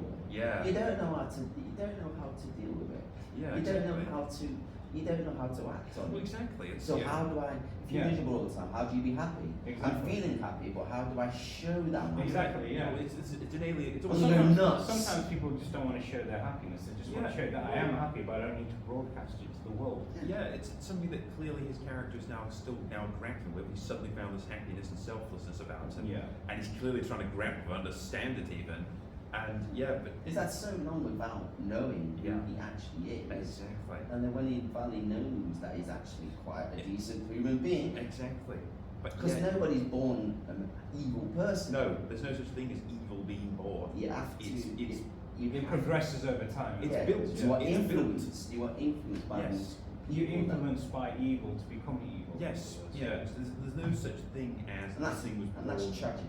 It is That's true. tragedy. Exactly, Yeah. exactly, and there's tragedy in that. It's why the whole evil is born. If anyone who believes in the whole idea of evil is born thing, you haven't really lived. No, that's just a weird way of thinking. Yeah, It's it's- yeah, evil. How can somebody be born evil? Yeah, you need to rethink that bit. People there. are born pure. Yes. But you are pure until you are witnessing things and seeing things and going out into the open world. That's when you begin to get. That's influences. exactly. Yeah, exactly. And then you go to school and you're like, this is Yeah. Yeah. wow. but yeah, it's easily one of my favourites of the Christmas Carol adaptations because it just it's hilarious because it's a Bill Murray comedy. What on earth do you expect? Bill Murray. Yeah, exactly. That's all you say is Bill Murray. Yeah, and it's also a Richard Donner film, so you know even from that detail, Yeah. you know you're in for a good Yeah, ride. exactly. But yeah, I mean, it's funny behind the scenes. Apparently, I mean, unsurprisingly, Bill Murray was never known to be the best person to work with. You know, he and Donner sort of clashed heads at times, but that's just Bill Murray. He's an open, honest person, and a lot of People don't times, like that, yeah. and a lot of the times, open, honest people can be misunderstood. I think as well he was going through some emotional issues at the time as well. 'Cause he had gone through drug issues in the past, but you know, And- it's still yeah. brilliant film. That's my number 2. Okay, Easy. Bill? It's probably something that you're probably not expecting. It's a bit like you, really. Expect the unexpected. Yeah, it seems, yeah. Oliver. Little twist. Oliver. Hey! Oliver the cat. No, it's the Oliver and Company, isn't it? That one. Yeah. Oliver Twist, please sir, can I have some more? Yeah, what film? Which would because it's all about teaching. What, the animation or the original? The 1928 one. The original. Wow. Wow. Okay. I tell you the truth, never actually seen it. It's way before my Wow. Um, Yeah, I've seen that. I remember the cartoon. Oh, wow. Okay. I've seen the newer adaptations, but I prefer the original one. Because there's also the famous 60s musical as Yeah. well. Yeah. That's a good Fun fact, tied it in. Is that Charles Dickens one? Yes, it is. It's Charles Dickens novel. Yeah, Yeah. yeah. He's a mastermind. When I was in primary school, I did a play Oliver. Oh. So, I played like Oliver, the in the play along with other kids who Yeah. play different characters Yes. in it. So let me just. So basically, if you don't know what Oliver Yeah. is about, he's basically an orphan. He's basically out on the streets. It's set in London. A rough and tumble. In Victoria times, Victoria 19th times, century. yeah. 19th century, yeah. Oh, And basically he seeks shelter in basically a factory where all the boys have to basically do manual labour Yeah. to earn their keep, Yes. because that's how it was. that's how it was, right? It wouldn't happen nowadays, No, but depends what you do. unfortunately it still goes on, but that's another topic. Yeah. So obviously in the film, if you don't know,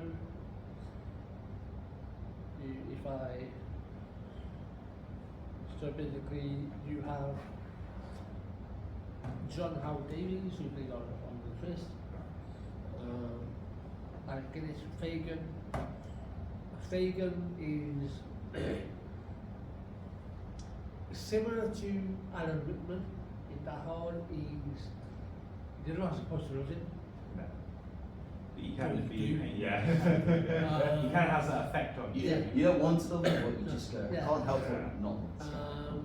Despite his bad, Sleazy, isn't it? sleazy, Yeah. despite his bad, attitude, he's basically this disgrace of a man. He's an alcoholic. He has a dog. I forget what the dog was called in the film, but he basically has a dog. That's his only companion. Alright. That's good progress right there. He actually has Yeah. some kid. You would think, Right. but there you go. And then you have Nancy, who was played by Kay Walsh. And basically, it's like a musical to break into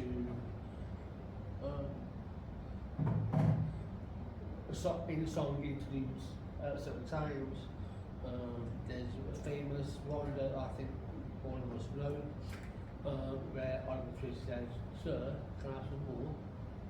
That's the thing. It's That's one of the things it's most famous for anyway, yeah. Yes. So please- But I think taking musicals aside, because I know that musicals generally have this vibe of, well, do I really want to watch a film that has a musical influence? Maybe not. But then if you look at the success of Mamma Mia, Yeah. Grease. they do have their place. Grease, yeah. But if you take the musical out of it, on its own, it It's works. still a very good It's still- film. It's still a good story. Yeah, it's about a boy wanting to seek a home. He finds a home, but He needs to unfortunately, it's not the right home. He's being probably abused or whatever, like being worked hard manually, and so Fagan, at a certain point in the film, kidnaps and abducts Oliver for his own means. And you have a woman who I think is Nancy, is like, trying to take the boy away from him. But Fagan being Fagan, being an unscrupulous guy he is, Yeah. he's like, nope, you're out of him. And he tries to get money out of him. Long story short, Oliver ends up finding a home. Fagan, spoiler alert, he's killed, or supposed to be, but then on the end credits, it's someone supposedly Fagan along with the dog. But I would highly recommend, obviously 1948, the original, obviously they re-adapted it in a new one. I think it was 2005 was the new version. Same story. I like the cartoon. The cartoon Yeah. that came out in the 90s. Same story. With yeah, I remember the cartoon with the Disney did them all for Oliver and Company. yeah, and Billy Joel, the singer, was in that. He actually Played Dodger. Well, Dodger, and did you know who actually did the voice of Oliver? Joey Lawrence, who went on to find fame as Joey from Blossom. Have you ever watched the show Blossom? You ever heard of it? The recent show he did, what you'd probably be famous for, familiar with, be Melissa and Joey. Oh, You ever heard of that show? Yeah, I have heard of it. I've seen Yes, that. Stone Hall. Yeah. Oh, she was amazing. Yeah, I remember her Mania, Sabrina the Teenage Witch. Oh, we used to watch the tons. She was Brilliant way to show that. Yeah. Closer explained it all. Yeah, exactly. I mean, one of the reasons that got me into this film is because I love Charles Dickens anyway. Yeah. I like his written work. So anything that was with him on it, I watched. This one. And it's like with any genre or like of film. For me, I like the original. To me, that's always going to be the best. Same with Terminator 1 for me is the best. Okay.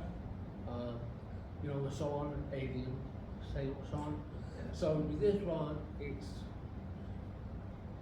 Do you know what Jennifer Lawrence came out and said? What? She said I was the first action female.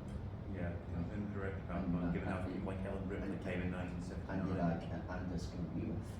Yeah. And who? In Alien. Yeah. Yeah. Sigourney Weaver, yeah. Yes. And you're like, hold on a minute. You think you're the first female action hero? I think somebody even came out before Sigourney Weaver. Yeah. If you ever look at B martial arts movies, look for a lady known as Cynthia Rothrock. Yeah. Well, it's Did you ever hear of her? I have. Yeah. You've seen how badass that woman is. But it's the thing, it's like, you think you are the first That's a huge Are statement to you- make. Are you that ignorant? Are you that up your backside? Yeah. Kids hate Christmas. Sorry. Anyway, moving on. Moving on. Yeah. So yeah, that film in particular. Yeah, I just have an affinity to it. And then he went on a For ride that on film, Jones. because, I mean, who doesn't love like? I don't want to say it's like an underdog story. I mean, it's kind of Everybody it's loves sympathy. Who does not love a great But, underdog yeah, story? but We've you reviewed always quite a wanna few of them. root for that one person. You always want to root for like whether it's an orphan or a down and out boxer like in Rocky. Like it's that sort of feeling. Obviously, in Rocky you don't have musicals, but you have the themes. Yeah, Yeah, exactly. hopefully this never a rocky woman is Yeah, because but- that would just Yeah, Stallone would be happy with that hey, would bro, just- yeah. what are you doing that wrong? would Where just is you? downright disturbing. yeah, They'd probably do that most likely. Hey, yo. Yeah. yeah. I Can you was, stop doing that? yeah, I would highly recommend the Oliver Twist original, if not 2005 version. Right, fine. Sounds okay. And so- all the cartoon. Yes, yes. So we actually The sort of- 90s cartoon. Musicals. What shall I worry? Yeah.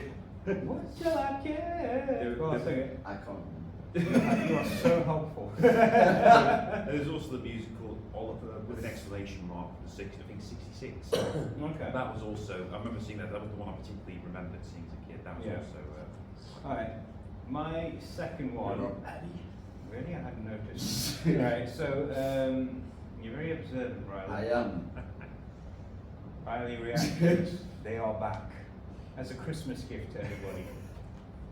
Now this is actually really fun having all those guys, having everybody here together. Yeah. But before I go any further, actually no, I want to say a big thanks to Will for sending over his clip and everything. So most appreciated, bro. I hope one day we can all like have a Christmas meal together. We will. oh yeah. We will. Yeah. That'll be amazing. Yeah. Unless Will has his Christmas dinner at his house in France. Right, We will have one. pasta. Knowing Will, he loves his pasta. Yeah, you can't have a Oh Christmas yeah, you dinner. get some, in France you get some proper big pan. You can't have a Christmas dinner with pasta. I mean, but he does love his He pasta. does love his pasta, but it don't can't be Christmas. Well, French have some unusual Christmas meal traditions. What are you trying to say about French? Well, no, Yeah, again, it's Christmas. my sister's best friend, she's half French, and she goes to grandparents and friends for holidays and have some weird stuff. What they have called seafood, one of the traditional things on Christmas. Yeah, we had some amazing seafood today at the market. Yeah, we did. Yeah, okay. So, my next movie, again, it's sort of similar to Die Hard, Yeah. but we already reviewed it the first time around. You and I did the first two, and now you've just jumped in for the last two. So, again, is there a bit of a debate on this as well? You can probably guess what it is. Go on. Just say. I know. Go on. Right, if you can't guess it, he gets the next The guess. original Lethal Weapon. Yeah. That's. Hey. Well, no, I'm sorry, look, again, it's at Christmas time. It's at Christmas time. Because think about it, it's kind of in a way, if you look at it, these two characters meet during the Christmas holidays. Yeah. You have Martin Riggs played by Mel Gibson, you have Roger Murtaugh played by Danny Glover. And the interesting fact is, they definitely meet at Christmas time. They become partners, like work colleagues. Yeah, it is true. It is true. And then everywhere you find out, Merry Christmas. It's like even the funny scene where you have the general It's played like a by, hybrid. yeah, we have the general played by the late Mitchell Ryan, where he goes to the guy who he's setting up. Remember, he's scaring him, and he goes, "Do you smoke?" He goes, "You better deal with me, or you're going to deal with Mr. Joshua." He goes, "Yeah, I will. Merry Christmas." Yeah, Merry Christmas to you as well. And you see, even the bank guy's wishing him Merry Christmas. It's like the same thing with Hans Gruber. He's wishing everybody Merry Christmas in a way, isn't he? Yeah. Which is quite hilarious. So the Christmas spirit is still there. Yeah, the all Christmas that spirit. Hey, people at least they're polite enough to still share Christmas wishes. He's like, Merry Christmas, but now I've got to kill you. like Mr. Joshua, when he goes to Briggs, you tell me what I need to know, and I promise I'll kill you quick. They actually asked That's Gary, my Christmas present to you. they actually asked Gary Busey, who played Mr. Joshua, they asked him, what would you say Mr. Joshua's most famous line is? He goes, "Tell me what I need to know and I promise I'll kill you quick." That was his famous line. I think he's right. He actually said that movie actually revived his movie career. I think it did actually, yeah. Yeah. He was in a bit of a rut. Oh no, because I told Aidan this when we were reviewing this, and Many moons ago. yes, before he went on sabbatical, and what happened was he actually had a motorcycle accident. He did, yes. And did you know he actually died for a few months? I think so, because I think he had a really nasty. He went head first into a concrete Oh pavement. my Yeah, God. it's one reason why his head is sort of slightly. And when you see him talk, it's going. one of his eyes doesn't blink properly. Yes, you can clearly tell because he did damage the brain a bit actually. That's Yeah, some they actual found brain damage. then they found a what do you call it, a plum-sized tumor in his nape, like in his sinus somewhere, where he was getting like sorry to mention this during Christmas, but still, right, but still, You are forgiven, hopefully. Basically, the guy was a fighter, managed to get through some very difficult medical problems at the time. Yeah. The crash, finally, but managed to get through that. And You do know this is Christmas. Yeah. Guys. So I go was back talking to, about I didn't stop. So- man. so what are you Lads, I take the death blame is for not it. involved in Yeah. this. So what It's was all the about point? joy and happiness and Indeed. opening very extortionate price gifts Every day. like iPads that, yeah. You're going off tangent. Okay, Okay, so going on to Lethal Weapon, if you look at it again, yeah, it's true. Again, it is set at Christmas time. Yeah. If you look at it, Murtaugh and Riggs, they're kind of wishing, even back, it's the scene where they go to raid that house. Even the people inside are saying, "Go on and make yourselves at home, Merry Christmas." And then it's true they do that, and then they're dealing drugs. And then it's like, Murtaugh's always, "I'm too old for this," and his catchphrase, and like, again, to me it's a Christmas movie. And like, what kind of a way do you have for a Christmas movie where you have these two guys having a fist fight outside someone's house just 2 days before Christmas, and Murtaugh goes in the end when he goes to Riggs, he goes, "Riggs, you think I have to eat the most lousiest Christmas turkey? You're crazy." "I got news for you, Raj." "What?" "I'm not crazy." "Yeah, I know you're not." "Come on, let's go eat." That's I love that ending. I mean, like, nobody, again, I know I say this a lot, like nobody but this actor could play that role, because it's true though. If you put somebody else playing Riggs, it never would have worked. Just like somebody else playing John McClane, it never would have worked. For me, the the Mel Gibson and Danny Glover, to me, Yeah. are a very strong pairing. Oh yeah. Such as, same with Sylvester Stallone and Kurt Russell. in Tango Yes, and Cash. I totally agree Oh, with that. Tango and Cash, yeah, that was. That's not a Christmas movie. That's not a the thing. Christmas film. That's technically the last ever 80s movie. It was the last big film released in the 80s. Oh, Yeah. it's not that. That pairing for me, for Mel Gibson and Yeah, I mean, it's like even Stallone said on the set of Tango and Cash, not like talking about, he goes, everyone, I even Oprah Winfrey asked them to. They goes, what was it like you two working together? It was just terminal laughter, because there's kind of jokes. Where you had to Terminal be- laughter. He goes, yeah, That's he goes, great. He goes, Stallone actually says, so how did you two bond? He goes, I went polo riding, and if you ever tried polo, it's like playing golf during an earthquake.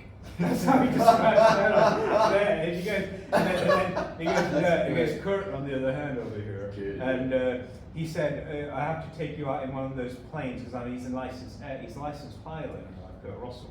Oh, yes, he is. Yeah, and then he goes, he's like flies one of them Snoopy planes with those funny leather jackets and those, you know, where you're flying and you have the scarf blowing up the back end of it. That's the type of plane you want. Like a crop duster. Oh, biplane. Biplane, yeah. And so he wanted to fly him in one of those. Yeah, that's how it worked. And I think, yeah, you're right there. Them two, like Gibson and Glover, just as great as Stallone and Russell. They said we should have seen a bit more Stallone and Russell. If they did a couple of sequels, that would have been great. There was a sequel planned, but It just never happened. Same thing with like Stallone's other movie, Cobra. He said he wished he could have turned. He goes, Cobra, Marion Cobretti was actually one of his top 3 favorite characters he ever played. Yeah. The thing is about Cobra for me when I went to watch it, when I think about it again, I don't really like it very much. Your opinion? And it's just one of these things where the story seems to be all over the place. And you always get the sight of this gang bashing chains together or something. No, they were actors. Yeah, and you're like, So, yeah. who are these people? Yeah, one of them's in a suit. Yeah, you're like, who are you? You're in a suit and you're in No, actually, there was a deleted scene that I saw. It's like what these guys did as regular day jobs, like the Night Stalker, believe it or not, they actually worked in a fish market. Oh, okay. I think if they incorporated that, we would have had a much better understanding of that. Yeah. I think they just cut out and chop out certain Yeah. scenes to kind of speed up the process. It was. it can be a bit choppy, yeah. But you got to admit, Stallone was so cool in that movie. The character was great. Yeah. It's Is like, that the no hard feelings, pal. is that the film where I think I remember hearing you mention, I think you might have said it on one of the episodes, Yeah. where he famously said about his ex-wife. Yeah, so, no, that was Tango and Cash. Tango and Cash. There's a scene in Tango and Cash where they're sliding out of the prison, Yeah. and Kurt Russell's Cash is already there, and Tango drops down and goes, that was fun. He goes, what did you stop for a coffee in Danish? No, I hate Danish. He's actually referring that to his wife at the time, when he Oh, divorced. And then he didn't just stop there. This is going to make all 3 of you laugh. I'm going to go out of the way for this one.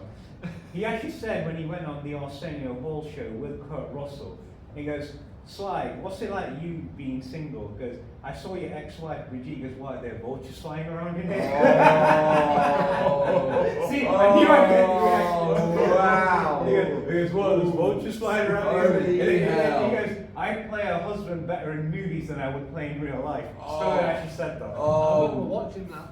That I is remember a watching that episode on YouTube. Oh, son, yeah, I just could not stop laughing, and they actually, and That's actually, a no, sting. yeah, and then so, like I say, yeah, I mean, if you got to admit, going back into Lethal Weapon, they had some great funny comedic moments in that movie. It's an action comedy buddy cop movie where if you look at the scene where Riggs takes the guy off the building, it's like you can tell the craziness, and it's like even when he's pretending to be a drug dealer, he goes, that looked nice under a Christmas tree. He goes, I gave you the best tree I got for nothing. That was quite funny.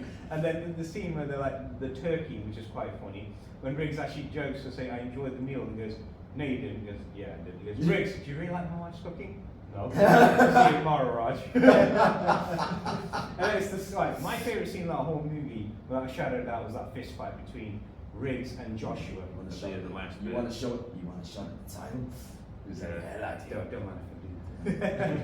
I mean, you got to admit, Joshua gives as good as he gets. Yeah, it does. Yes. It's like the favourite bit in the dialogue they're dropping at each other throughout the fist fight, when they're like, when Joshua hits him and Riggs falls on the ground, he kicks him back up and he goes, "Come on, Riggs, come on!" It's like, and Riggs just bicycle kicks him through the pole, and then he's like, he picks the pole and he's trying to hit him, and Murtaugh's like saying to the coppers, "You know, give me your nightstick, I'll throw it." He goes, "Hey, Riggs, catch this," and he's like helping him out right there. I and love then. the setting. Like you have the fire hydrant going. Yeah. Yeah. You have the police helicopter in the sky. You have the surrounding of the police force. It was just so well Oh, yeah. done. And in the helicopter, like, there was like a running commentary. There was. Yeah, there was. Yeah, I remember that. Yeah. Well, Yeah. A running commentary. Yeah, between them two, Yeah. like, eat this, take that, Yeah. and like, Riggs, break his neck, like, It was so good. Like, he's got him. Yeah. It's like the scene where Riggs goes all beast mode on Christmas. When Joshua's trying to drown his face, he's like, "Martin, let me take him." No, please, no, back off. Yeah. That beast mode just kicks out of Riggs right there and Yeah. then, and he's doing jiu-jitsu on him. He just. Yeah, because no one does a berserker mode quite like Mel Gibson does. It's true what you said that time when we were at work together. You said if they filmed X-Men back in early 90s, late 80s, yeah.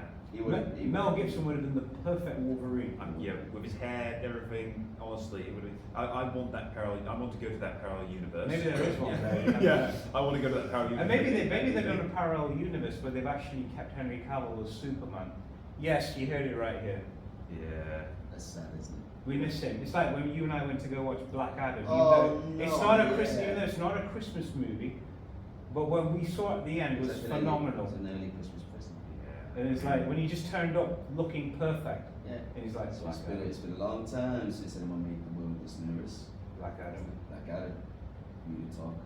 And it just ends. You're like, The whole cinema was screaming Yeah. for him to I watch mean, it. in all fairness, to be honest, they probably should. With hindsight now, they probably should have just got it done and decided, no, that's the movie. That's the start of the Black Adam movie. Let's just go with that. Yeah. You know, so because I don't believe just to be an end credit scene. In my opinion, they probably should have just said, you know what, this is the start of the film. Let's just go with that. Let's just go with that instead. But I think in a way, I'm not going off tangent on Christmas movies, but if you, oh, that's already too. yeah, we go with the flow, don't we, boys? Yeah, We do that, yeah. yeah. So I think in a way, once like you say, you know, I think the DC universe needs to be put back together the correct way. Yeah, I mean, it's. I have a feeling it will go back to the way it Yeah, was meant to be. when we're all dead and buried. Too late. And they're all out of their So, primes. Anyway. Okay, so yeah, like I said, my two favourite Christmas movies. I'll throw in another one. This might not be a Christmas movie, but I'm not going to talk too much. We'll just give the name each. Yeah, That's yeah, okay. no worries. What, third one? Yeah, third one. What would be your third favourite God, Christmas movie? This was going to happen. Now you do. Oh no. You don't have to give too much detail. Just give a name. Trying to think. Okay, I'll go for one. While you Okay, think. yeah, Okay, Rocky 4. Think about it. The two guys have a fist fight on Christmas Day. Yeah. And when the fight starts, to say, "Hello, everybody. Merry Christmas. We're in Moscow, in the Soviet Union." Okay. Belly. Me, Nightmare Before Christmas. Good choice. Nightmare Before Christmas. Yes, yes. Fraser? For me, you know, I'll just go the sort of unsurprised route, Home Alone 2, or Done, New York. done. Yeah. Christmas movie. Come on. Aiden? I don't know if this is a Christmas film.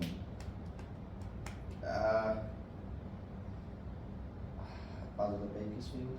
Is that That's not really quite Christmas Oh, film, I'm it's afraid. not, is it? No. You sounded like a game show host. You have won this. Oh, sorry. You have the Rescue prize. was Down Under. Which one? Christmas Down Under? Rescue was Down Under. Oh, that's not Oh. Christmas either, though. Okay, here's one for you if you like. Die Hard 2. There you go. So cool. Oh. McLean, you didn't hear me say that. Yippee-ki-yay. Right, Mr. okay. Aiden. Okay.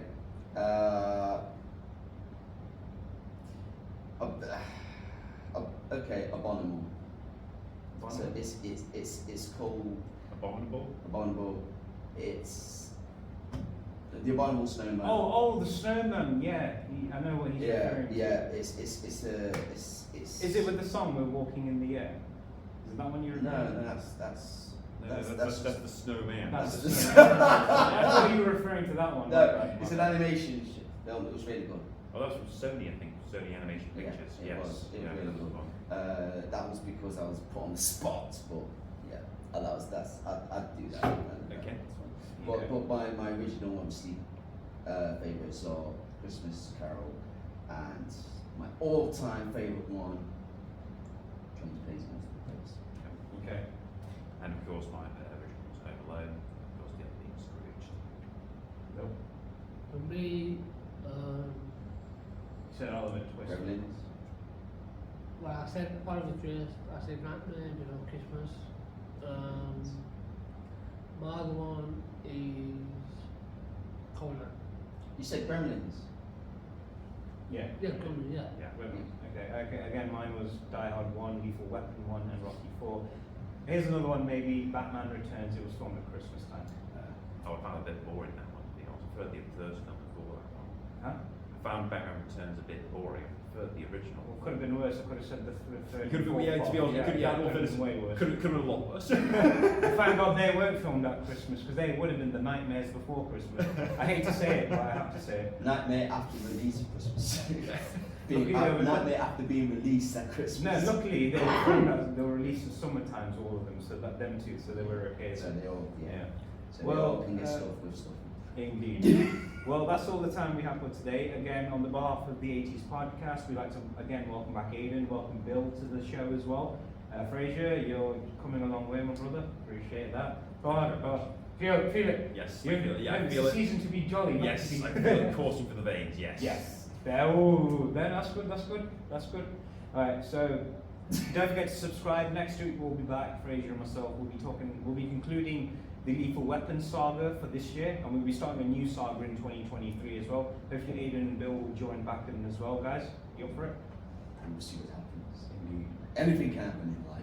Indeed. So again, everybody enjoy Christmas time. Enjoy the movies. Enjoy the food. Enjoy the time you spend with your family. Enjoy your extortionate presents. Yes. And then you have Aidan with the sarcasm. Side order of sarcasm, please. And cynicism. Yes, let's go with that one as well. And pessimism. Yes, don't forget that, big dog. Guys, yes. this is season to be jolly, not to be Okay. aggressive. Alright. Okay. So this is Addy. Billy, Fraser. And Aidan. He nearly forgot who he was. It has been Yes. a while, so we'll let you off. Yeah, Been this on whole sabbatical. thing is really. Okay. And everybody, don't forget, the 80s rocked. They do rock. Yeah. Yep. And still rock. that's the walk. Oh yeah. So what these guys have said. And what this guy agreed with. Okay, I agreed with this time, so I'll take Yeah. it later. So again, this is Addy, Aidan. Fraser. Billy. and we're out.